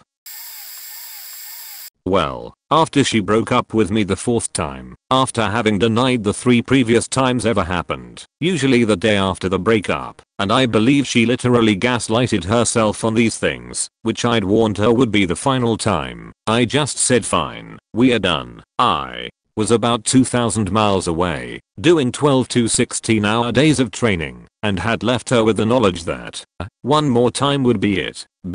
I'd be way too busy to deal with anything while away. But she picked my first day there to tell me we are done, and I was fine with it, totally meant it. Apparently, to her, this meant it was time to start stalking me. She would say she's going to fight for me. I had told her not to come over, a 15-mile drive, and she would. And when I told her to leave, she wouldn't. Police get called, hilarity follows, and she leaves a week later, same thing. Same 2 police officers, which I realized was male and female as they suspected domestic violence. This time the lady police officer said to me, why don't you get a restraining order so we can arrest her on the spot next time? Clearly stated so the ex would hear it. Which freaked her out. She left, and there ensued days of increasingly vitriolic messages about what a terrible person I'm for getting a restraining order on her. I never did. The officer had suggested it, and that was all. But in her addled mind, she assumed I had. It was all that kept her away. Oh, yeah. Also, well great, I'm dying of cancer. She didn't even have it, or any suggestion or diagnosis to that effect, and you picked this time to abandon me. Fine. I'll be dead in a year. 2 years later, miraculous survival. Me and first real girlfriend broke up. About 2 years later she calls me and tells me she misses me and wants to be fuck buddies. I was offended because I was still butthurt over the breakup, which was really my fault to begin with, so I never called her back. After this literal hottest girl in school level girl called me and told me she was looking for a fuck buddy. What a dumbass I was. Priorities all out of whack. The result of this was she ended up finding a different boyfriend, hanging out with older people. I was a year ahead of her in school, but a year younger than her, doing drugs and stuff. We both did. Ended up a heroin addict, got clean, got pregnant, stayed clean for the year, after birthing a child, then decided to shoot heroin one last time, I guess, for her 24th birthday, and Odin died. She never was one for details and she probably didn't know that her tolerance would be extremely low and the heroin might be too potent and kill her after she had been clean for a year or two. If I had just called her back in high school and taken her up on her offer, we might still be together today. The very end of this story is I hadn't seen her in years, and a few weeks before she ended up dying I was out on a motorcycle, ride alone out a highway that leads into the country, and stopped at an isolated side of the road gas station to take a break and look at my phone / change my music. I was parked in the lot in view of the pumps and these two girls in a car pulled in for gas. As the station attendant pumped the gas, the girl in the passenger side seat was looking at me smiling / flirting through the window, and she waved at me as they were pulling away. It was her, the first girlfriend who I hadn't called back. So the universe put her in front of me and had her wave and smile at me one last time before she died. She didn't know that it was me on the motorcycle because I had a full face helmet and gear on, and I didn't know it was her in the car until they were pulling away and she waved to me and I got a closer look. Just one of those things, I guess. There were other coincidences with me and her, like our moms both had the same type of serious illness at the same time. She ended up dating / doing drugs with my best friend's former best friend, completely separately meeting the two of them, me meeting my new best friend, her meeting his old best friend, and starting a relationship that had a lot of drugs involved. Seems like there's some odd order to the universe even at the level of human life events. My boyfriend went home for Christmas to be with his family for the holiday. We were living together and had just moved to Southern California from a Midwestern state. I couldn't afford to fly home as I had quit my job so he could move out there for his work. He told me that if I wanted to see my family for Christmas I should have gotten a new job sooner. After he came back from his month of holiday vacation, I got a text message from an old friend. Yes, the tool took a month off work, but couldn't bother to spend a half a week's pay on a plane ticket for the guy who had uprooted his life for the D-bag's career. I hadn't communicated with this friend in a while, and apparently my boyfriend had told this guy that we had broken up and he was single again. The guy was pissed at being manipulated into betraying me after he saw a few weeks of my boyfriend's brunch selfies with me. So he sent me screenshots of my soon-to-be ex's flirting and then arranging a hookup with him. The screenshots showed that all the while my boyfriend was very strongly hinting at wanting to date this friend. The final screenshots were the morning after texts, and they were as descriptive of the previous night's activities as they were desperate for a relationship with this guy. When confronted, the boyfriend denied sleeping with my friend, told me I was being paranoid, and accused me of probably doing the same while he was gone for a month. When I pointed out to him that I could hardly do the same if he hadn't done it, and then showed him the screenshots my friend had sent of their conversation, he just kept insisting he was innocent. It took him a year to admit via text that he'd lied to me, and then he told me he was single and wanted to give it another try. I thanked him for the apology and then sent the screenshots of that conversation to the guy who kept popping up in his Facebook photos, the one he was going out to brunch with every Sunday morning. I'm happy to say that I haven't been troubled by the bastard again since. Way old and likely to not get seen, but I don't know if I've ever written this all down in one place before. When I was a junior in high school, I had my first relationship. I was 16. It lasted 3 weeks. That summer, I met a girl on Zanga. Ugh, I cringed just writing that, and we started talking just before senior year. She told me she loved me, and I told her I loved her. Parents didn't approve. Friends didn't approve. This was like 2004. I didn't care. I was in love with the first girl who I thought really loved me. I was stupid as shit. We ultimately were together just shy of 2 years. All of my senior year and all of my freshman year of college. It annoys the piss out of me to think of all the social shit I missed out on. During our time together, she kissed another guy once, claiming it was an accident. and told me of another guy she nearly left me for. She kept talking to the guy she nearly left me for quite a while. Told me that anytime I objected to it, I was forcing her to choose, and it wasn't fair. Meanwhile, if I even mentioned another girl, she flat out told me she didn't trust them. Again, I was dumb as fuck. Right before she ditched me, she got a job. The background here was that she was basically a school dropout and essentially spent all her time at her house with her sister and her dad. The benefit of hindsight basically tells me that she dated me because I was convenient. I was there. The minute she got a job, she started telling me all about the people at her work, including guys, and I took it in stride. Cool. She has a job and is making friends. Awesome. Again, dumb as fuck. I started to get suspicious, but kept it to myself because I didn't want to be that guy trying to trip up her newfound freedom. But my instincts were right, and she confessed that she kissed the male coworker she told me about, and that they felt each other up. Her exact words to me were, "Well, I could have kept lying. You should be glad I'm telling you the truth." I was not glad. Unfortunately, I was still dumb. I let her basically drag me along for a few more months until I met my rebound. That didn't last long, but was long enough to get her out of my system. Unfortunately, loneliness in college let me relapse into talking to her a few times before ultimately cutting her off. Some of the gems I heard from her were, "Just because we broke up doesn't mean we still can't meet someday. Just because I'm seeing this other guy doesn't mean we won't still have sex someday. You don't have any right to be upset at me. I just want us to go back to the way we used to be." Probably my favorite. Go back to the way we were before you cheated on me. How delightfully eccentric. Overall, she was just a really terrible person that I unfortunately let string me along for way too long. She preyed on my feelings for her and kept trying to pull me back in any time her shit went wrong. She even consulted me on such advice with her new boyfriends, more than likely to just emasculate me even further. Don't let anyone treat you this way. You're worth more than this.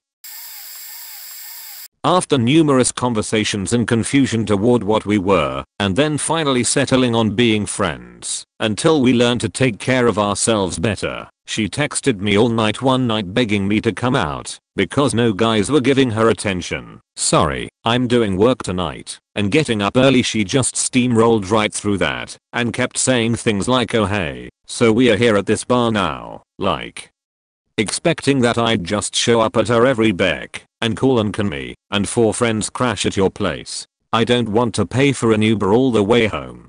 Did you hear me say J have work at 8 AM? Then she went into some nonsense about you are being ridiculous. Why are men always trying to demonize feminine energy? You don't have control over me. Again, she was begging me to come out.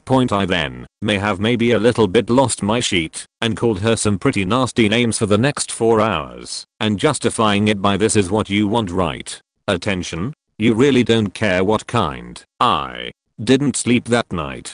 Still woke up early though. This was like 2 weeks ago, and I've kind of lost my mojo because I felt so bad for yelling at her. She had all sorts of mommy/daddy/brother issues. But tonight actually, I came to the conclusion that I need to reinvent myself and not worry about her because that's how we got to the situation in the first place, and if she picks up and moves on too, then the freak out actually did her a service. I don't want to justify wrath, but in the big picture, everything keeps moving forward, upward, onward, for the better.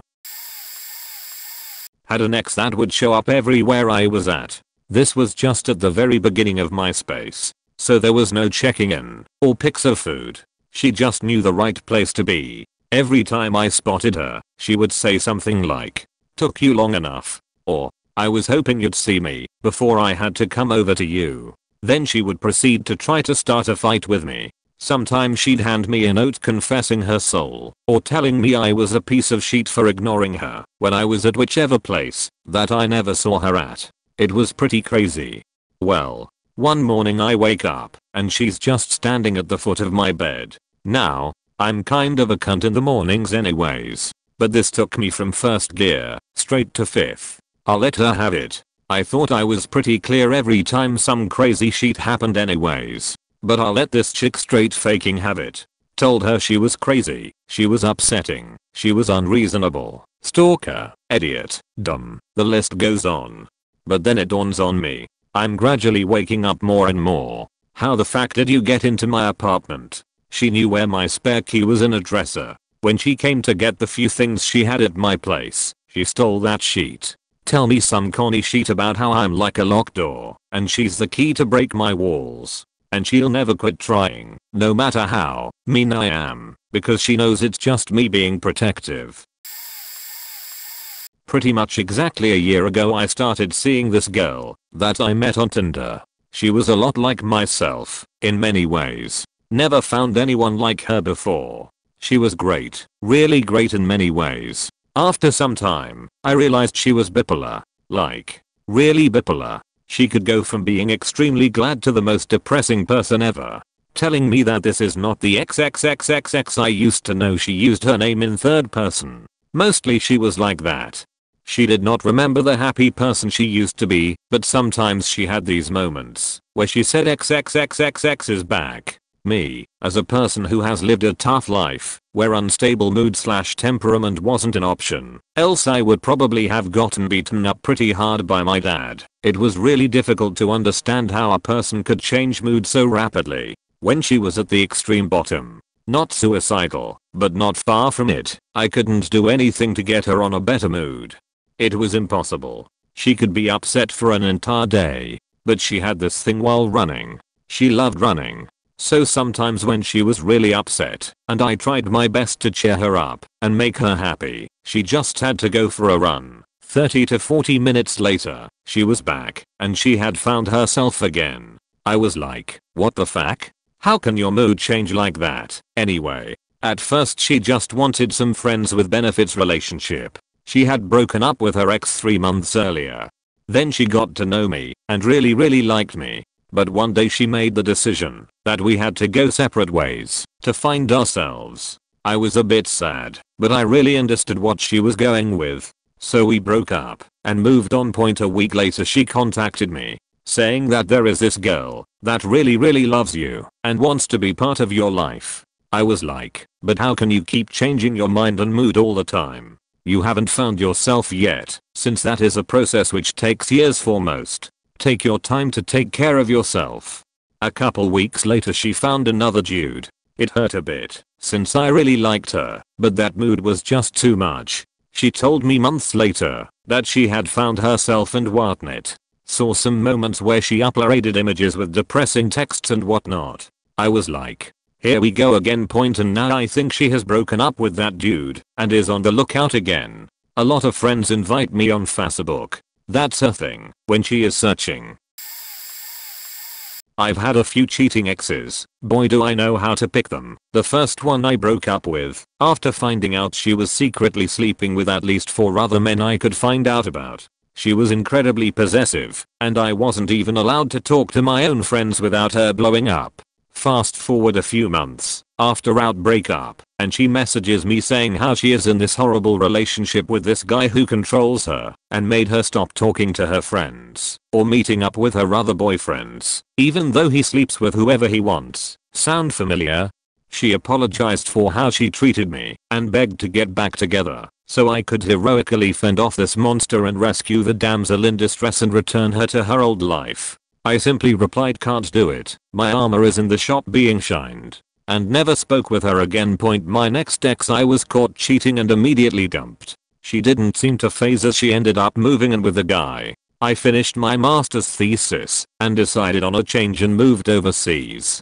Just over a year later I decided I'm going to come back home to visit friends and family. Somehow word leaks back to my ex, and I hear that she is spreading rumors to my friends that she is pregnant and I'm the father. Well, I've been out of the country for over a year and I'm not even back yet. So either I have the power to impregnate people from the other side of the world, or this is a seriously misguided and desperate attempt to trap me. Either way I come back and she's not happy to see I've lost 40 kilograms and seem to be successful and starts spouting the same old he meant nothing to me. You're the better man. Please take me back and give me the life I deserve.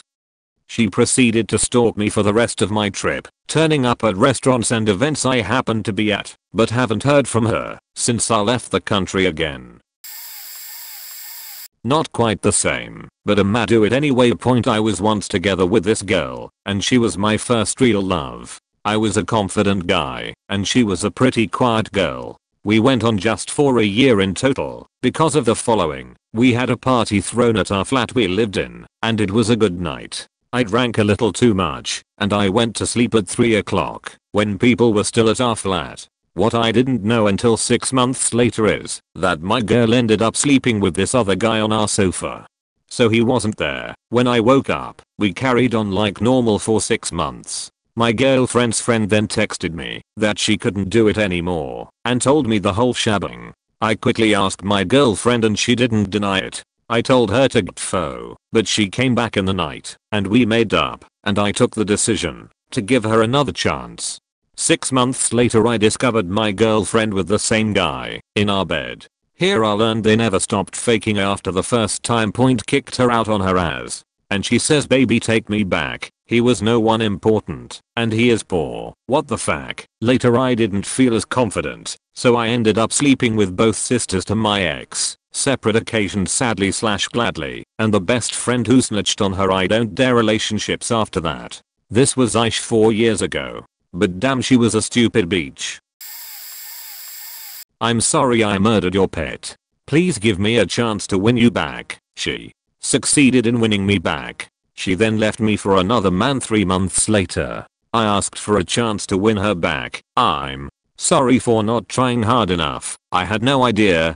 Please give you a chance to win you back. I realized that although I tried so hard to win you back, I wasn't in love with you anymore and shouldn't have. You don't deserve a chance. Also, my new boyfriend banned me from talking to you, so goodbye. Boyfriend later comes to my house threatening me with the biggest melee weapon. He ditches the weapon and calls the police on me saying I'm on drugs. She vouches for him that there was no weapon. He grabs her and says, let's go babe. He smirks back at me as he grabs her ass. The cops tell me to get back inside my house and never bother him or her again unless I want to be slapped with a restraining order. It looks forced the way she vouched for him and was happily yanked away. I know she's being controlled. She admitted that he convinced her to leave me by slowly whittling down her faith in us, but she has feelings for him and she deserves to be happy. She's not strong-willed and falls prey to manipulative people, but I still loved her and was a great influence. I helped her stay sober for so long. He's a hardcore alcoholic and gets her drunk every night, which could explain her behavior. I wasn't fun enough. She goes between contacting me, saying she needs space, and beaching at me. I can't block her, because if I do she harasses my friends. She already cost me an important friendship when my battery was dead for 6 hours, and she thought I blocked her. I'm terrified of getting attacked, and can't bear to see them make out, which I know he'll do, just to be a dick, so I can't go to the concerts of bands I like that we used to go to. I'm freaking miserable, all because I took a girl back when she begged on her knees for it. Moral of the story, don't do it, man. You'll just get hurt again, and it'll hurt 10 times more than the first time. TLDR, it was a fantastic birthday. Long buried, etc. When I was a young'un in college, struggling with anxiety, self-esteem issues, and depression, having just gotten past a suicide attempt, and generally not making the best decisions in my life, I started seeing a guy from one of my classes. He continued to see his ex-girlfriend, and even though I knew about it, I stuck around anyway.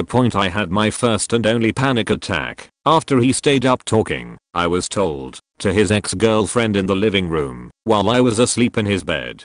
I found a video on his laptop of them having sex while we were dating. Ruined the song Africa by Toto for me until recently. He once offered me $2K to have sex with him. He regularly told me I was a bitch. He was a self-absorbed Naseguhai from r/I am Verismut who didn't care about me, and I left him when I started to realize I deserved better. We kept in touch sometimes over the years, and we started hanging out again about 8 years later. I had discovered my passion for a sport, found a career I was training for, and I was in a self-imposed relationship hiatus while I was in school. I was in a pretty good place, So I figured, what's the harm? We met up for drinks a few times, had some conversations, and texted a lot. He was a court clerk in a small, impoverished town in the Mississippi Delta. He never mentioned any friends. He lived in a 1-bedroom beige apartment with the same furniture, same cat from college. He had not changed much, he just seemed older, lonelier. He started telling me he was having feelings for me. I stopped being interested in hanging out with him. About 9 months after we last talked, he sent me this book via text. I could be a devoted and loyal companion. I admire and respect you. I feel affection for you. I know you don't feel the same, but that's okay with me. Maybe I could grow on you. Maybe you'd come to value me for the way I'd feel and act toward you. This is my offer. This is the possibility I'd like to explore. We could start talking and seeing each other and see how it goes. You can say no, like I think you already have, but I just wanted to be clear what you're saying no to. When I said we'd already been there, done that, he answered, there was no consideration of possible long-term implications. I guess I'm asking you to consider that maybe I'm as good as it gets and that over time, as we share more and learn more about each other, you'll feel something for me that you don't know. I've given up on the idea that someday it'll just magically click and music will be playing and there'll never be a dull or awkward moment. I think a conscious choice and effort are involved. I laughed hard enough to scare my cat, then told him, I've turned down people who treated me better than you. Nah, I'm good. THX.TLDR. Direct quote, I'm as good as it gets. When I was 20 to 21 I broke up with a girlfriend of 4 years. Number of reasons. I wanted to move countries and she didn't. I wanted career etc. I knew her family well, so after 2 months I get a text MSG that she needs to see me. We meet. She tells me indirectly that she's pregnant. By indirect I mean, I'm late, over 4 weeks now etc. So I cheat, that's not good try, and went back to being her friend, just to see and think what to do if, in fact she's pregnant. She had few doc/gynecologist visits etc. For some reason always last minimum, because she wasn't feeling well, and was getting pains etc. So I never went with her. After a few weeks she called me at 2 AM saying she was bleeding, and lost the baby. Being 20 IHS I was obviously shocked. We got back together, just for the sake that I didn't want to leave her on her own. But something didn't make much sense and things were just too homey too quickly. She was too happy and something didn't make sense. I was expecting what happened when my C's had a miscarriage, for her to be down and depressed for some time. I mean normal human reaction. I was more down than she was. So at the visit to her family, I've asked her nana. I said, she told me when wasn't preg really, did you know? Just making it up. Her grandmother said, I told her not to lie, it was a bad idea, glad you cleared the air. I said a nice thank you and left. I met with my ex later that day and said, you were not pregnant. Huh, yes I was. Me, no, your nana told me the truth. Huh, well I never told you I was. I told you I was late. You assumed it. She then made a point about how this was her way to show me that she's ready to have my babies. Like what the fuck? So that was 17 years ago. Have not seen her since, and it still makes me sad what people are capable of. I briefly dated a girl sophomore year of high school. Her father was military, and they moved a few states away. We tried the long distance thing, but we were young and broke up. She would call me all the time, and it started to get weird. She'd know about new friends, male and female, that I had made without me bringing it up. I got kinda spooked and told her we couldn't be friends anymore. After high school, I moved a few states away, got my own cell phone and a place to live with a girlfriend at the time. She showed up. My girlfriend of the time let her in while I was out, and I came home to this crazy girl talking to my girlfriend. I asked her to leave. She complained that she just flew in to see me. I said I don't care, you need to go. A few years later, I had moved back to the state I was in. New girlfriend, new cell phone, everything. We had a baby. One night, I came home from work and my current girlfriend had invited this old friend of mine in. I walk in to see this psycho woman holding my 2-month-old son. I play it nice until I get my son away from him. Told her that I was calling the cops. She wasn't welcome. When she left, I gave a police report. 5 or so years go by, and I get a phone call from a number I don't recognize. I answer and it's her. She's telling me that she's all better, and after 4 years of treatment she is finally being released, and that she can't wait to catch up. What the fuck, no. Leave me alone please. Can I submit an appeal to them about releasing you? You're not even out, and you're calling me. It has been 7 years and 4 cell phone number changes since that phone call. Thank God I haven't seen or heard from her since point. I have been panicking lately though. I'm married now, and my wife and I bought a house together. Prior we put everything under her name so that it was difficult to find me. A few months after buying the house, the water company contacted me about some 0.86 cents bill I had from years ago. That really renewed my paranoia about being found again. Edit. Sorry, TLDR getting stalked by psycho sucks. I almost ran my truck into those propane tanks in front of local gas station the other day. I just can't stand living life without you. Will you please just go for a walk with me? I humor him. He takes me to his house. I've known the guy for 10 years and know his family well, etc. So anyway, we walk through the woods around his house and he's pointing out spots. Telling me how he broke his arm on that tree when he was younger, how he wrecked his dirt bike there, stuff like that. We come to a small clearing and he stops, takes my hands, looks into my eyes, and says, "And this is where I want to marry you." I go, "I don't think so, for short." He takes me back to my car as I was visiting friends and leaves. 6 years later he finally did kill himself. He called me about 6 months before claiming he had cancer, but he actually didn't. Found out after running into his dad a few months later. He was a meth addict and apparently was pretty chewed up. The circumstances that led to his suicide were a shootout with police. He was trying to get them to kill him, I think, but they wouldn't, so he turned the gun on himself. His news article comments on Facebook were pretty horrible. Lots of people were happy he was gone. People saying they were going to his funeral to make sure he was dead. Stuff like that. It was a pretty big mess. I messaged his family and told them I was sorry for their loss. They are pretty good people. You could say I dodged a bullet. I'm sober and had been for about 18 months when I broke up with my boyfriend. I never had a problem with his drinking. One time he was obnoxiously pot high, but that was the only time I was annoyed by his substance use. A few weeks after breaking up he called to tell me he wanted to get sober and wanted my help. I offered to get him connected to sober men who could help, because that's best practice, and it's unethical for me to be the person to help him. I also work in the field and had a certification to protect. Nope, he wanted it to be me and figured that would be a great way to trap me into interacting with him. I refused and told him if he really wanted help he could call these 5 numbers, but I couldn't help him and that I was aware of what he was trying to pull. Apparently he stuck with it though, because 30 days later he asks if he can pick up his 1-month chip at my AA home group, even though he's not in AA and not interested in AA. For an analogy, that's like asking if he can come get baptized at my church, even though he's not interested in becoming a Christian.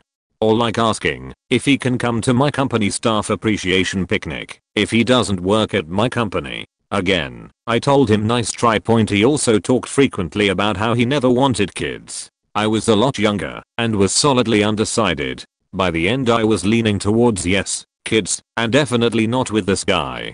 So I got both. Okay fine, I'll have kids with you but I was going to ask you to marry me. In spite of the breakup being a pretty clear preemptive no to both. Okay, this is going to be a bit long to give context. I dated a girl that said their parents wouldn't let her go out, so usually we met in her house or a nearby beach. I hate the beach. Some time passes and we still haven't been able to go out anywhere but the damn beach. She tells me she needs some time to think and she wants to put us on hold. I would usually respond no to that, but being young and in love I told her whatever you need. The very next day, as I'm having breakfast, I get a text from her telling me she wants to get back. I found it strange. If she could think it overnight there was no reason to call a timeout. dig a little further, and found out she had gone to a party last night. Asked her about it, and she even admitted fooling around with a guy from her school, so I told her that I didn't know if I was ever going to get back to her. Skip to a few weeks later, she sends me a text saying she just came from the hospital because she had had an spontaneous abortion. I got worried sick, but didn't want to scare her, so I asked a few of their friends how she was, so I found out she was lying about the hospital, and she had been to a party the night she was supposed to have stayed at the hospital. I ran to the hills after that and never looked back. Thinking about it, that might be the smartest decision in all of my life. I was faking this dude for a couple years. We dated on and off a couple times. I gave him every opportunity under the sun to get his shit together and work it out between us. He didn't. I met a guy, told him I wanted to stop faking so I could try to pursue things with this guy. We haven't talked for a few weeks. One day he texts me saying he has something for me at his house. He won't tell me what it is, of course. But when we were doing our thing for the 2 prior years, I was there quite often, so I thought maybe he just found something of mine. Go over.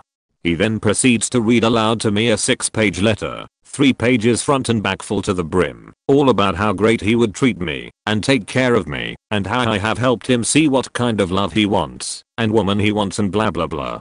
The end is him basically asking me to make a choice of getting back with him and leaving the guy or not. I just awkwardly sit there feeling like I want to vomit from how uncomfortable I am. He tells me I don't have to answer now. I tell him I will answer now, and it's no. I have already been dating this guy for a couple months and he is pretty great. Why would I dump him when you had a chance for 2 years and didn't take it? You just want it now because I'm not available. So, no. Then his roommate gets home, who I'm good friends with. I excuse myself to go hide in his room and talk to him a bit before I go. He tells me how the guy is a wreck, missing work a lot, crying all the time, super depressed, seeing a therapist. He even ended up moving back in with his parents. I hastily and very awkwardly shuffled out of the door while trying to avoid all eye contact and drove off. I have never felt so incredibly awkward in my life. TLDR. I was fac buddies with a guy for 2 years, dating on and off, but he always ends it or fucks it up. Stop that so I can date a guy I met, and suddenly the fac buddy is writing me a love letter begging me to choose him. I was very young at the time this occurred, and I was head over heels for this girl that I had known for a majority of my life up until that point. We started dating, and about 4 months in she ended up breaking up with me because her mother said she could not date anyone until she was 19, which I thought was strange since her mother seemed to like me. I tried to talk to her and figure where this came from, but she wasn't having any of it, nor would she let me talk to her mother.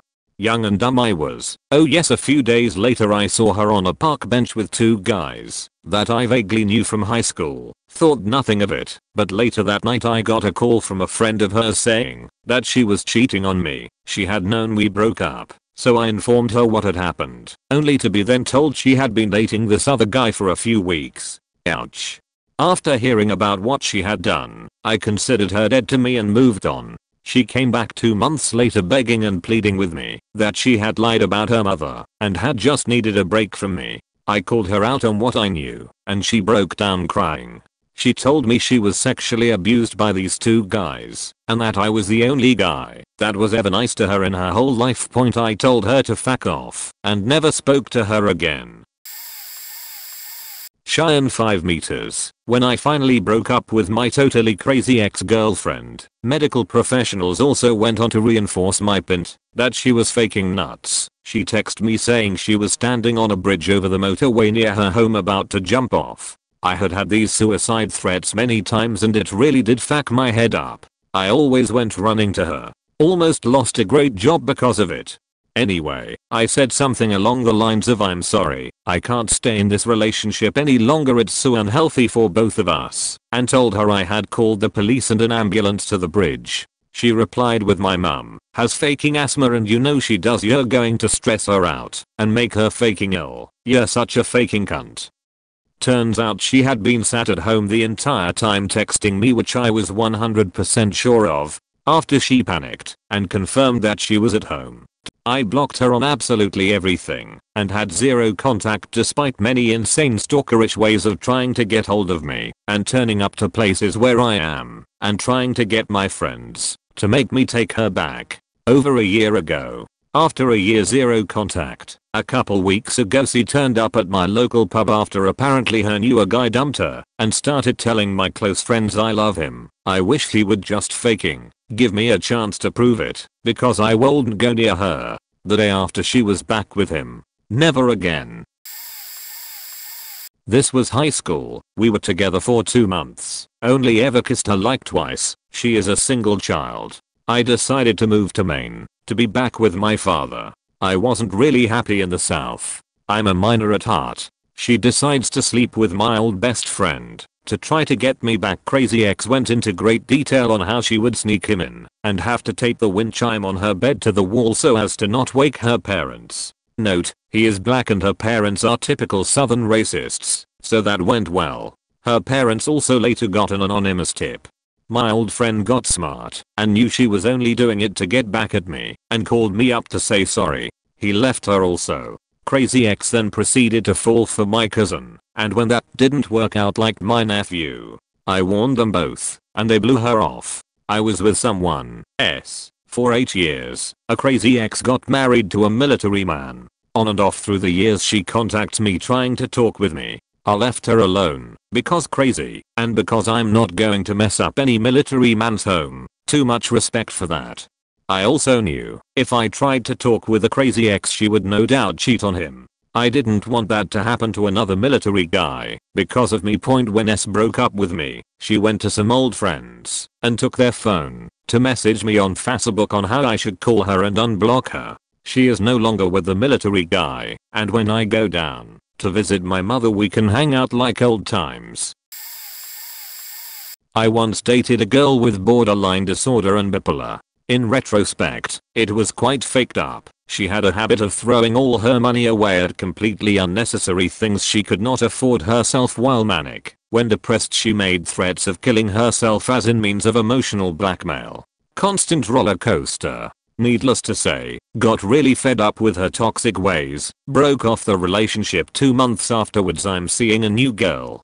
Ex finds out, informs she is pregnant, and is going to keep the baby to just have a huge fuck you and to have a reason to be in contact with me. From word to word. Well, then you have to choose between her and me. I have our baby and there is nothing you can do about it. If you choose her I can guarantee she will know about it. Fuck you. Didn't give in. She goes for abortion. I thank the gods and elder evils for this miracle of sober thinking in the midst of madness. Never got to know was she actually pregnant, but after this experience I learned to always use condoms, even when the girl is on birth control, and most importantly, not to stick your dick into a crazy person. Later I heard she was pretty much devastated about the whole ordeal and went for alcohol-fueled dick fest. By seducing and faking my friends. Yeah, you don't stick your dick in the crazy.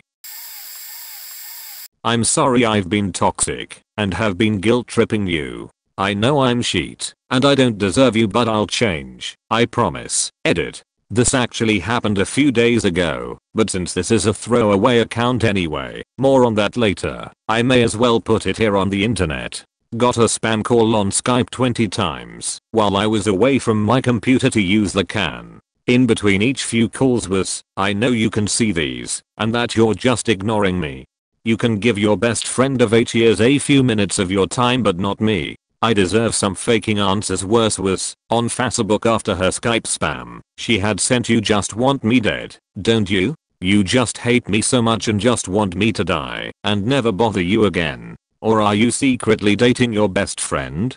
That's it, isn't it? You were cheating on me the whole time. You didn't even mean it when you said you loved me. We dated for like 5 months. I messaged her back, God knows why I still have her on Facebook, and asked why the hell she thought that was a great idea and what the fuck she was on about. Her best line after that was, I'm sorry.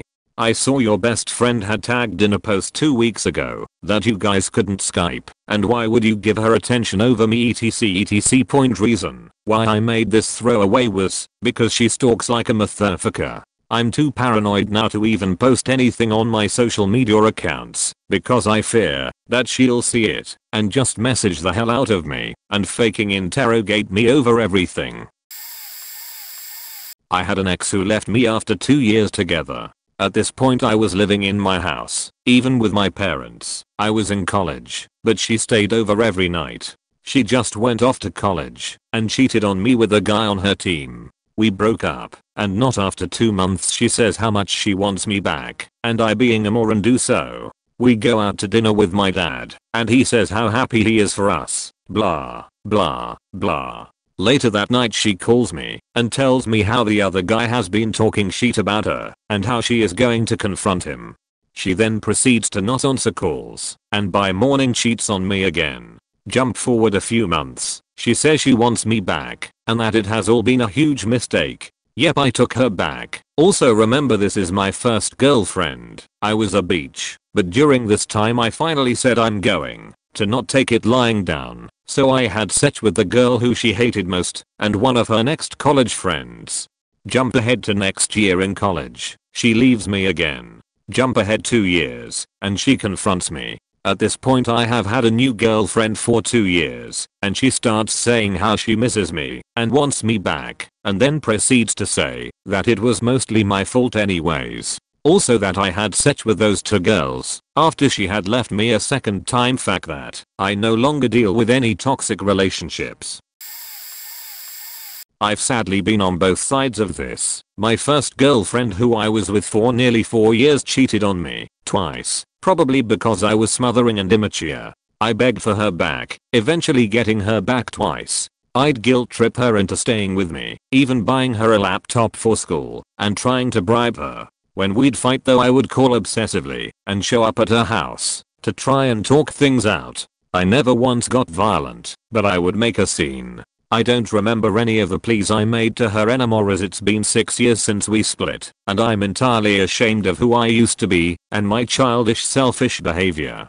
Fast forward 3 years from my last girlfriend, I'm dating an emotionally abusive woman who turned into full-on abuse. She stabbed me once in my shoulder, tried to kick me downstairs, smother me with a pillow, racked up debt on credit cards she opened in my name, and would threaten to kill herself if I left her. Times I remember, I once left her because I had a lot going on in my life, dying grandmother, family issues, and she got pissed because I wouldn't come over and bring her food when I had work in the morning. She replied, "I'm sorry, but your grandmother has been dead forever. You should be over it by now." I somehow ended up back with her. My parents let her stay at our house when she had nowhere else to go. They asked her to get a basic minimum wage job to help out. She told them she couldn't because we were just going to move out together in a few months, which was news to me. When we kicked her out, she used the "I'm gonna kill myself" excuse. If I lose you, well, I ended up staying. It was a nightmare, and sadly, if you are abused as a guy, no one takes you seriously. I had to save up a ton of evidence to get a restraining order on her. Dated my ex for 4 years. It ended about 5 years ago. She called off her wedding to the guy she dated after me very recently. She got in contact with me and wanted to meet up for a drink. It's been a long time. I'm over her, so I agree to go. She spends the whole time telling me how awful their relationship became over the time they were together and how she could never get me out of her head. She says she missed how we were together, yada yada, and that this guy was such a huge asshole. She tells me that she really wants us to start spending some time together. I say that I wouldn't mind that and continue the conversation. I ask her why she ever started dating him in the first place. She says, "When I first met Pete, he was just so fun. We would talk for hours on the phone and go out drinking late almost every night." For context, I have met this guy. He is her best friend's boyfriend's best friend. We met him about 6 months before we broke up. I put the timeline and her statement together after a few seconds and said to her that when she first met him, we were still together. She immediately freezes up, says nothing for a few seconds. I get up and she starts to tell me that it was just a mistake. That she meant after we broke up, not after she met him. I sit back down and ask her if she's lying to me. At the time I was going to school during the day and working some late nights at a bar, so it would have been really easy for her to do what she just said. She breaks down, tells me how much she regrets what she did to me. I get up and walk out as she yells at me from her stool. Fast forward 2 months. She moved into my apartment building, and I now put up with her running into me on a daily basis.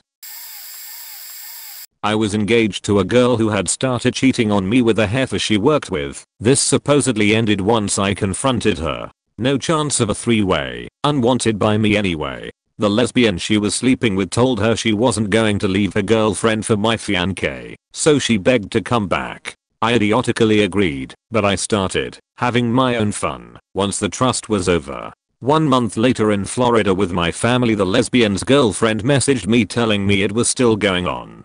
I found out at Disney World, where I was tempted to push her off the top of the Robinson Crusoe treehouse. Again, accepted her back. Another mistake. When you own a house with someone, it makes breakups difficult. Then 2 months later at a wedding, she got hella drunk and spilled the beans on the rest of her lies. I told her she was out. Then she proceeded to punch and kick me for 2 to 3 hours in my truck. She'd start, I'd hold her down to stop her. Then as I thought it was winding down, there'd come another kick to the ribs.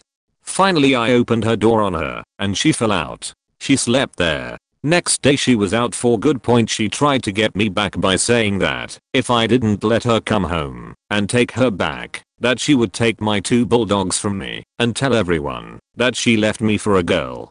So with her attempts to embarrass me, she is still single, lives with her parents again, and has no dogs. I'm now married to a woman I met 3 days later, happy as hell. I'm late to the party, but some of the guys I've dated, I'm not proud of dating them, but I've learned my lesson. My first boyfriend, when I was 13, we were together for 8 months, and he was super clingy. I ended up feeling suffocated, and I broke up with him. It took him by surprise, and he was in shock. He told me he couldn't live without me, and that he was gonna kill himself. I knew he wouldn't, but we stayed friends. But he kept trying to win me back for 9 years after that.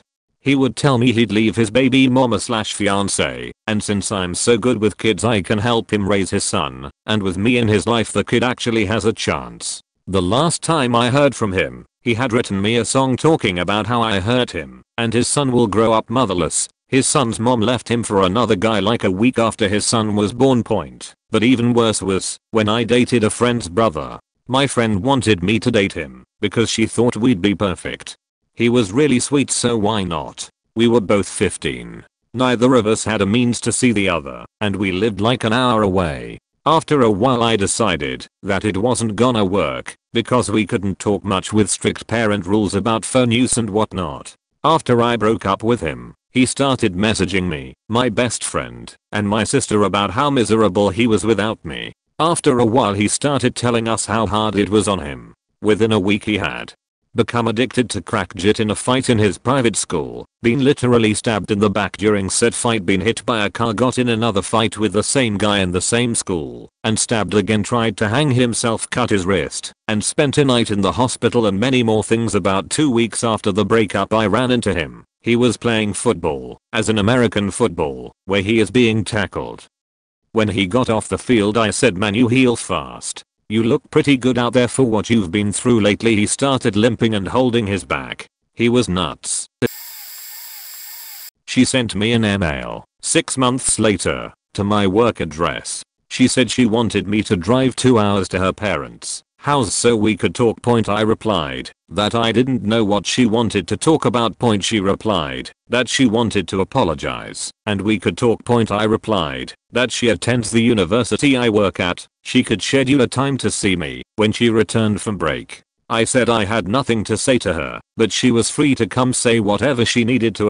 She sent back a single paragraph run-on sentences that lacked punctuation or proper capitalization, essentially saying that she absolutely couldn't believe that I did not contact her to wish her a happy birthday, that I didn't contact her to wish her well when she needed surgery after being thrown from her horse. I had no idea. I blocked her on Facebook, and we don't have any mutual real friends, and that maybe I didn't think my well wishes were wanted, but they were. And she didn't understand why, after everything we've been through. Not sure what that is. We couldn't still be friends, never mind that she cheated on me for like 4 months.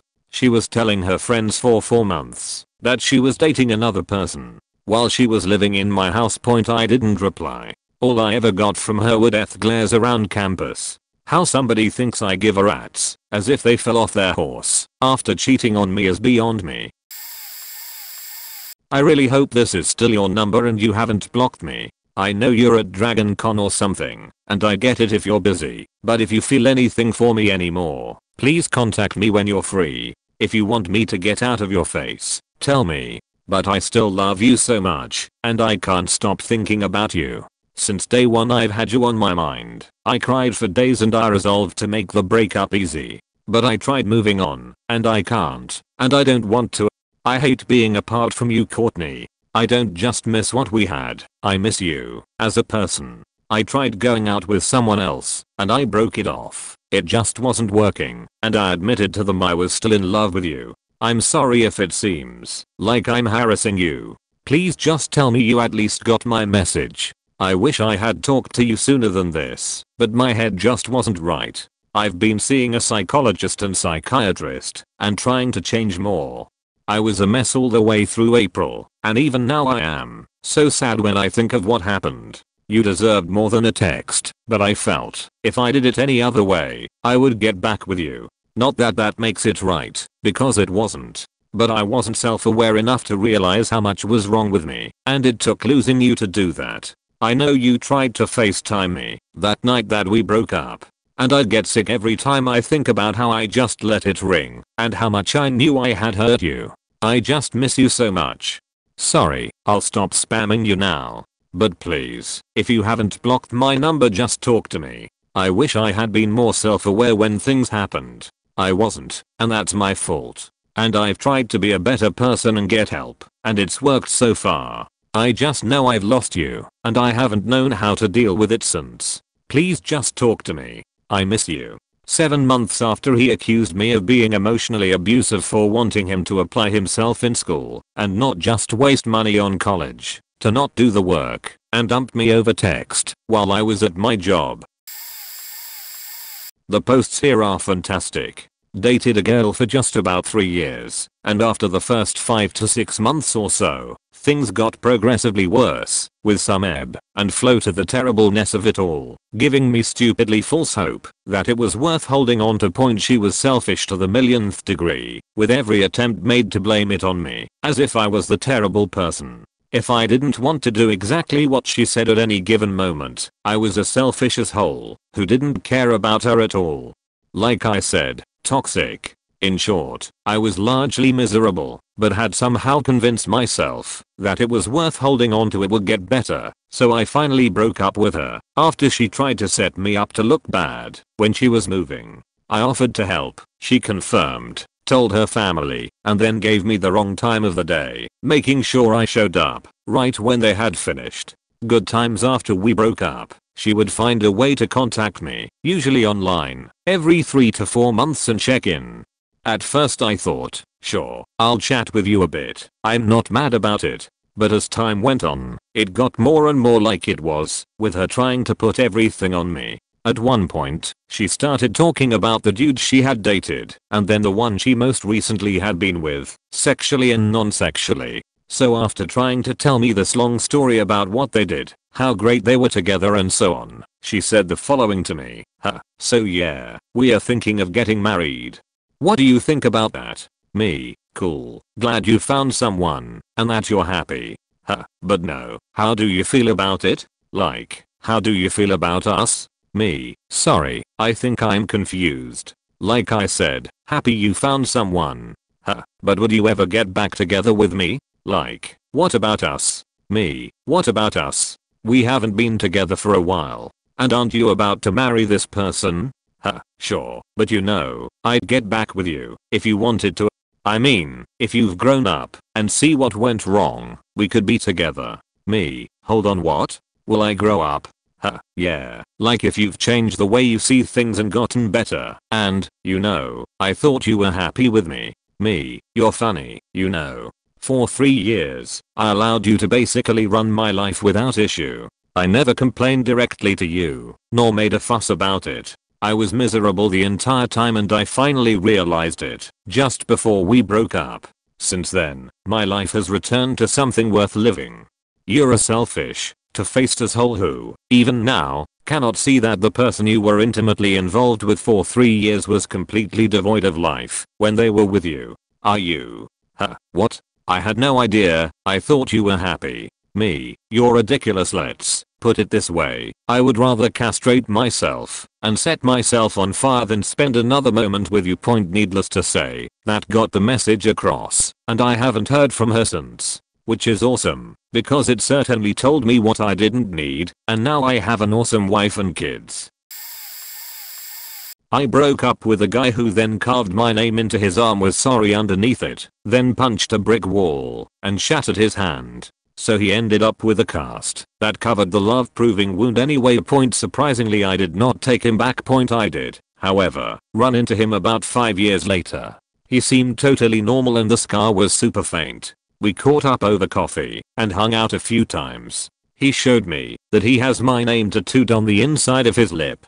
He's a tattoo artist and has all sorts of self-doodles. Apparently this one was worth redoing every time it faded because good memories. Then he came over to my apartment, got completely plastered, and my roommate and I had to hold him up to help him pee. He ended up getting into my bathtub wearing a winter coat but no pants, refusing to get out. I could tell by his eyes that his blood sugar was high and he hadn't given himself insulin for all the drinks he pounded.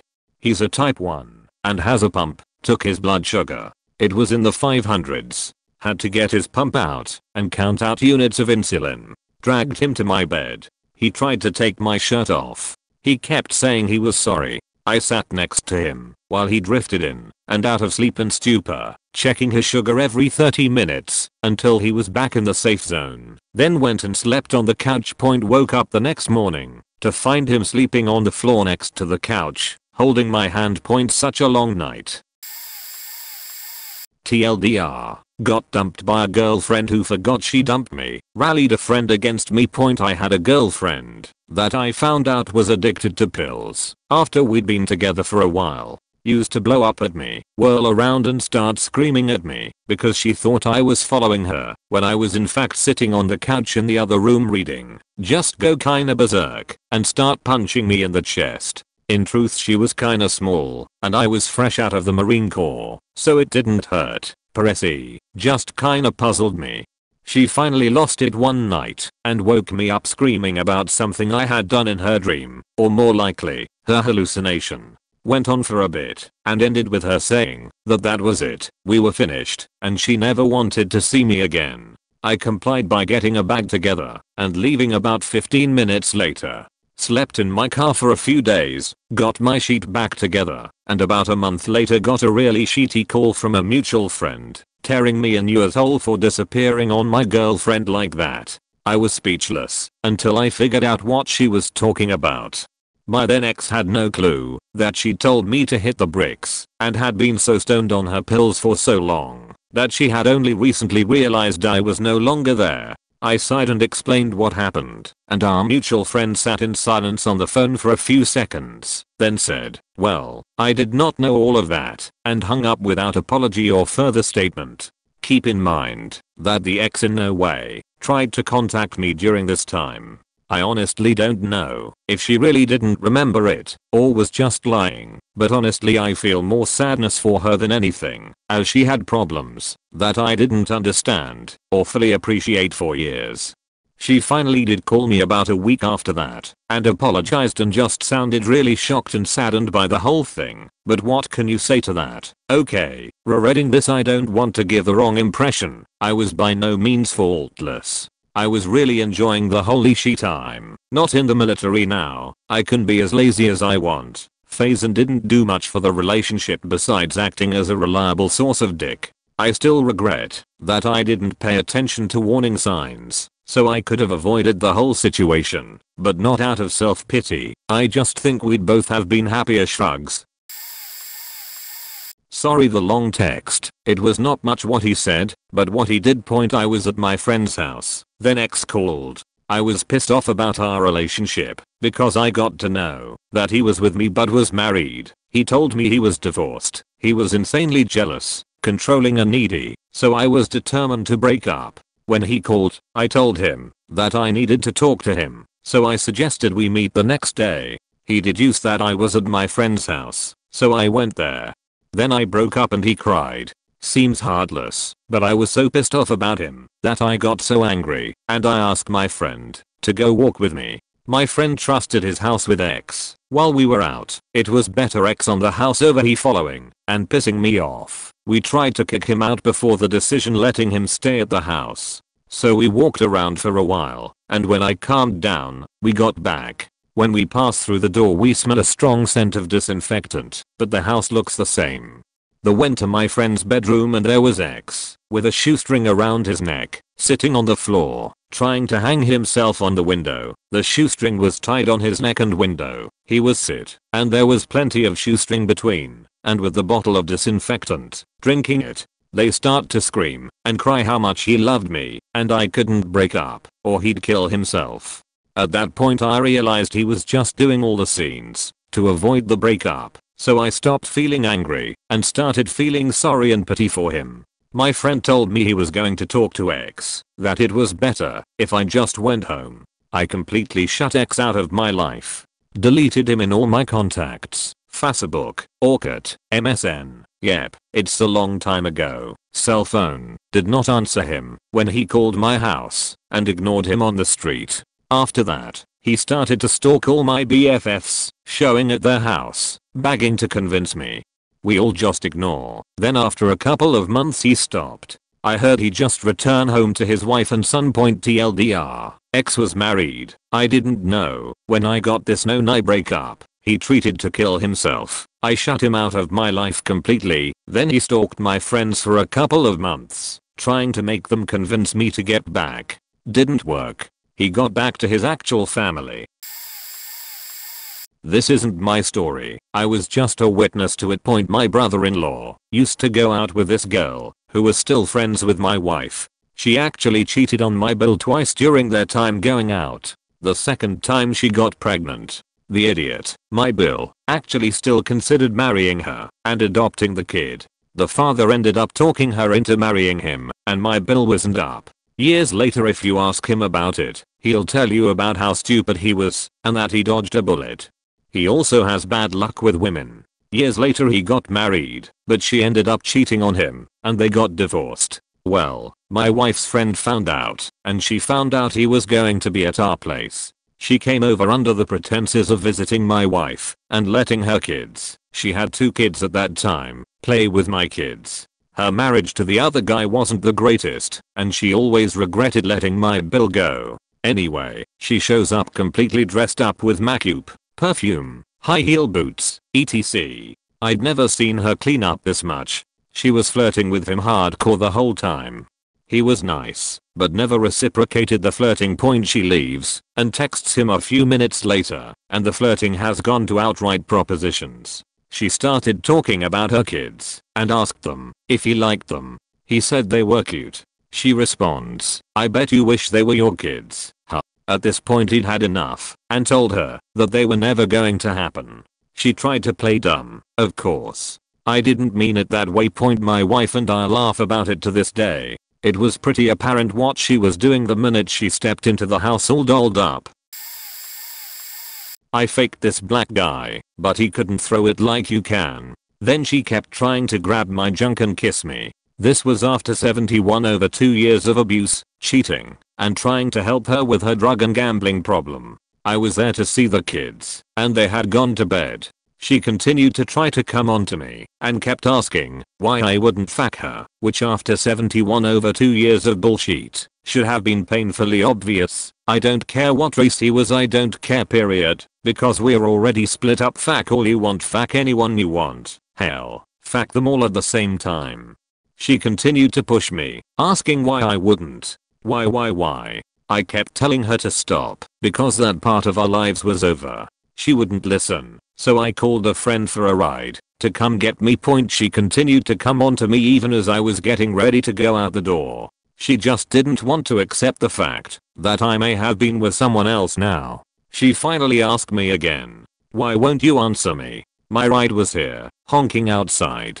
I was irritated because my time with the kids had been effectively cut short because she wouldn't stop crossing this boundary point. As I walked out the door I turned around. Wanna know why? I'll tell you. When you have a beautiful shiny new car, why in the hell would you ever go back to that buy here, pay here lot, where you finally got rid of that pain in the ass car that always let you down? Lost for words. All I got was a fuck you. It was worth it.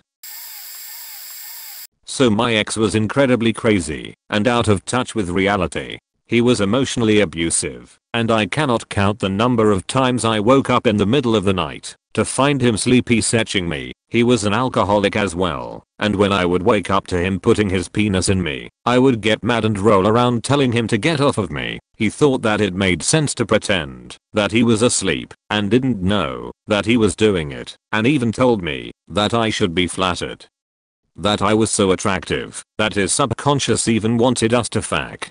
It happened so frequently that he made up that stupid nickname for it, as if it was endearing.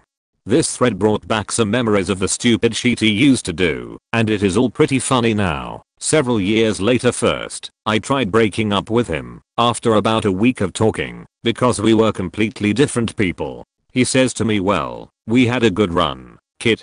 Don't feel bad. Everyone in my life leaves me. I'm just unlovable. My dad died. My best friend killed himself with my gun. My ex-wife stole my baby away from me. And now you. It's fine. I'll just lock myself in here until I eventually die. I was stupid and took him back. He started randomly reaching over, putting a hand on my bladder, I guess thinking that is where babies come from, and saying how excited he was to put hundreds of babies in there, and would begin talking to my abdomen, threatening to stab it to bits if it didn't provide him with several sons. He was on unemployment, US, and apparently did not know that it expires after a certain number of days. So he got his check with a letter stating that it was the last one he was getting, and he freaked out and tried calling the government so they could fix it because they should still be paying him. There were a few months where he would wake up at 4 or 5 a.m. and have massive bouts of diarrhea that would stain my carpet and sheets because he wouldn't clean it up after. He would just come back to bed as if nothing happened. His grandmother would take the two of us out to dinner, and he would spend most of the time detailing our sex life to her. I grew up in a strict Catholic house, and even just saying that we had sex ever made me uncomfortable, and when I told him this, he would just tell me that I am so cute when I'm embarrassed. He refused to let me leave his house, even to go to the college classes that I was paying for. I ended up not finishing the semester and had to take an extra year to get my degree. When I told him that I couldn't do anal because it hurt too much, he laughed, told me to take a few shots, and then just continued on, no matter how much I protested, cried, and told him to stop. I now have to stick to a strict diet because my anus and internal tubes got so torn up that I can't poop too much or the scars will rip open. Point the kicker to all of this is that he was 26 and I was 18. All of his friends were married and in their 30s, so the entire thing was very uncomfortable on every level.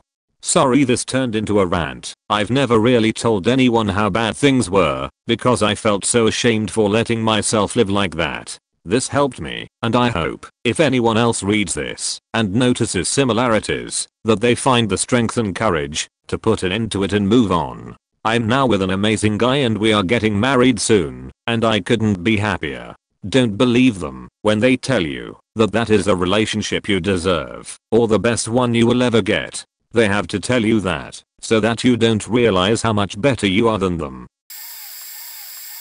Seen this on 2 diff people on 2 diff outcomes. Point happened to my cousin. His ex wanted to kill herself if he did not marry her. Point he's now married with 3 kids, is happy, says so on Facebook, so you know it's gotta be true. Point 2. My best friend, girl, went through a very bad breakup, he said, and did many stupid / bad / retarded things to get back to her. First it was flowers, then it became I'm going to hurt you and your family, and then trying to make her come back to him by claiming he was suicidal. Point eventually it went to the point he tracked her down and smashed her car and slashed her tires. Fast forward months later, I'm in her dorm room and she's reading an email and she's crying. I glanced over and saw some "goodbye, I'm leaving you, leaving this world" sheet, basically a huge rant, blaming her and going to commit suicide. I know what college he is at. First I called the city PD to report a possible suicide. They said they are not part of the school and I need to report to the university's PD. So I did, and at first they thought it was a prank, until I explained the entire thing. Fast forward hours later, we find out that the police took him to a psych ward. Evil. Turns out of course he was bluffing, but was held for a couple of days. Fast forward months later, he was charged for various crimes on my best friend, not rap, but he was incarcerated for several months. Of course he pleaded insanity and was placed in a psych ward again during the duration of his sentencing. I believe 8 months/1 year later he was eventually released. Fast forward present day, she's married, someone else, with 2 kids and her and the entire family left, uncles, aunts, grandparents, etc. their old place to a new county/city, not because of the ex. He stopped chasing her after his sentence, for a bigger home, nicer community, etc. I never had an ex try to get back with me. However, I was the ex trying to get back with her and did something embarrassing and stupid I thought was okay at the time.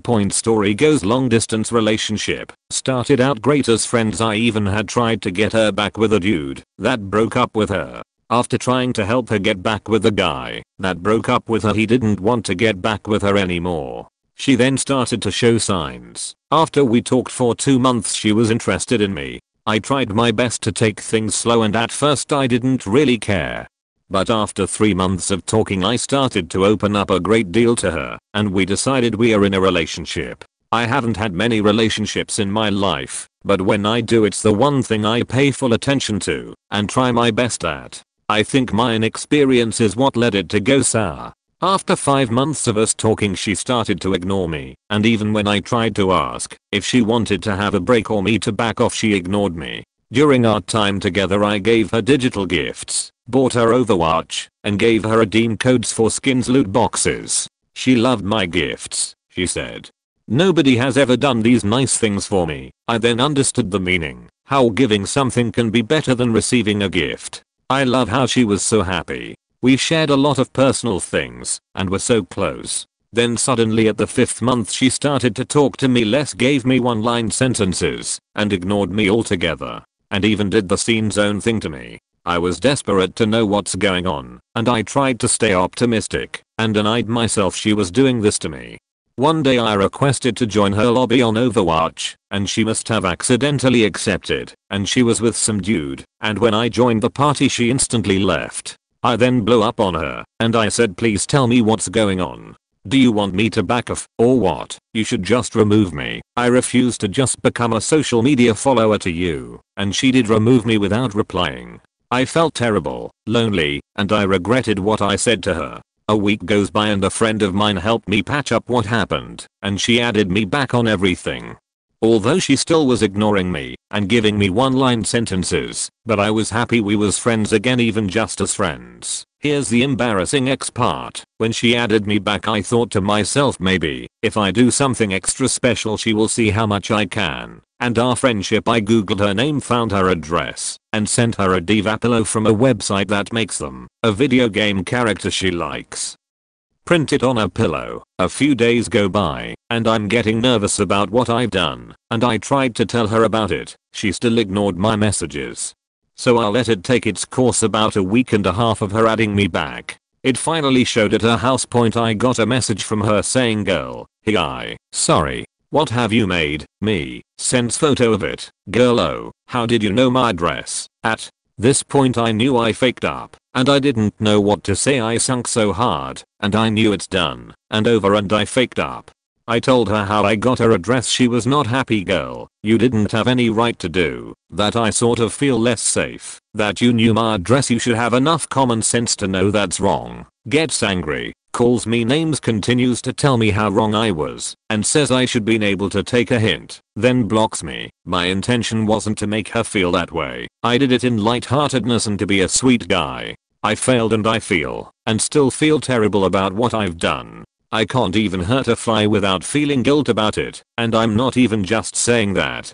I thought we knew each other long enough and became good friends. I normally wouldn't do any date thing, but for a long distance she lived very close, about 3 hours, and she did tell me what town she was from. I also gave her gifts before, and she was so happy about them. In my mind at the time I was blinded and in denial about her leaving me. I really thought if I would do something that big and special it would mean a lot and let her know how much I care. She then said she was creeped out and offended by what I did, and she asked me to leave her alone and proceeded to call me names like retarded. She then blocked me. I told her I would leave her alone, and I have. She finally told me to leave me alone, and I have. It's hard some days like today to think about what I did because I feel like I did something horribly wrong and I'd dwell on it for hours, and it's been about 4 weeks ago. If I had a wish, I wish that she would see I meant what I did was supposed to be positive and forgive me. At this point I don't care to try to get back together. I just wish I could let her know my intentions were good and to strengthen a friendship. Not to creep her out. But I know it's best I leave her alone, not even try to say sorry, just let her be. Samara girl I was seeing was process of breaking up with me and ignoring me. Though if I showed her how much I care and do some extra special she would see how much I cared about her. I looked up her address without her permission and sent her a gift, a video game character pillow. She wasn't happy and was creeped out when it showed up at her house. Blocks me. I feel so bad about it, and I knew online dating is so shit. I never felt the need to do it, but God, she liked me more than anyone has, and I just fell for her.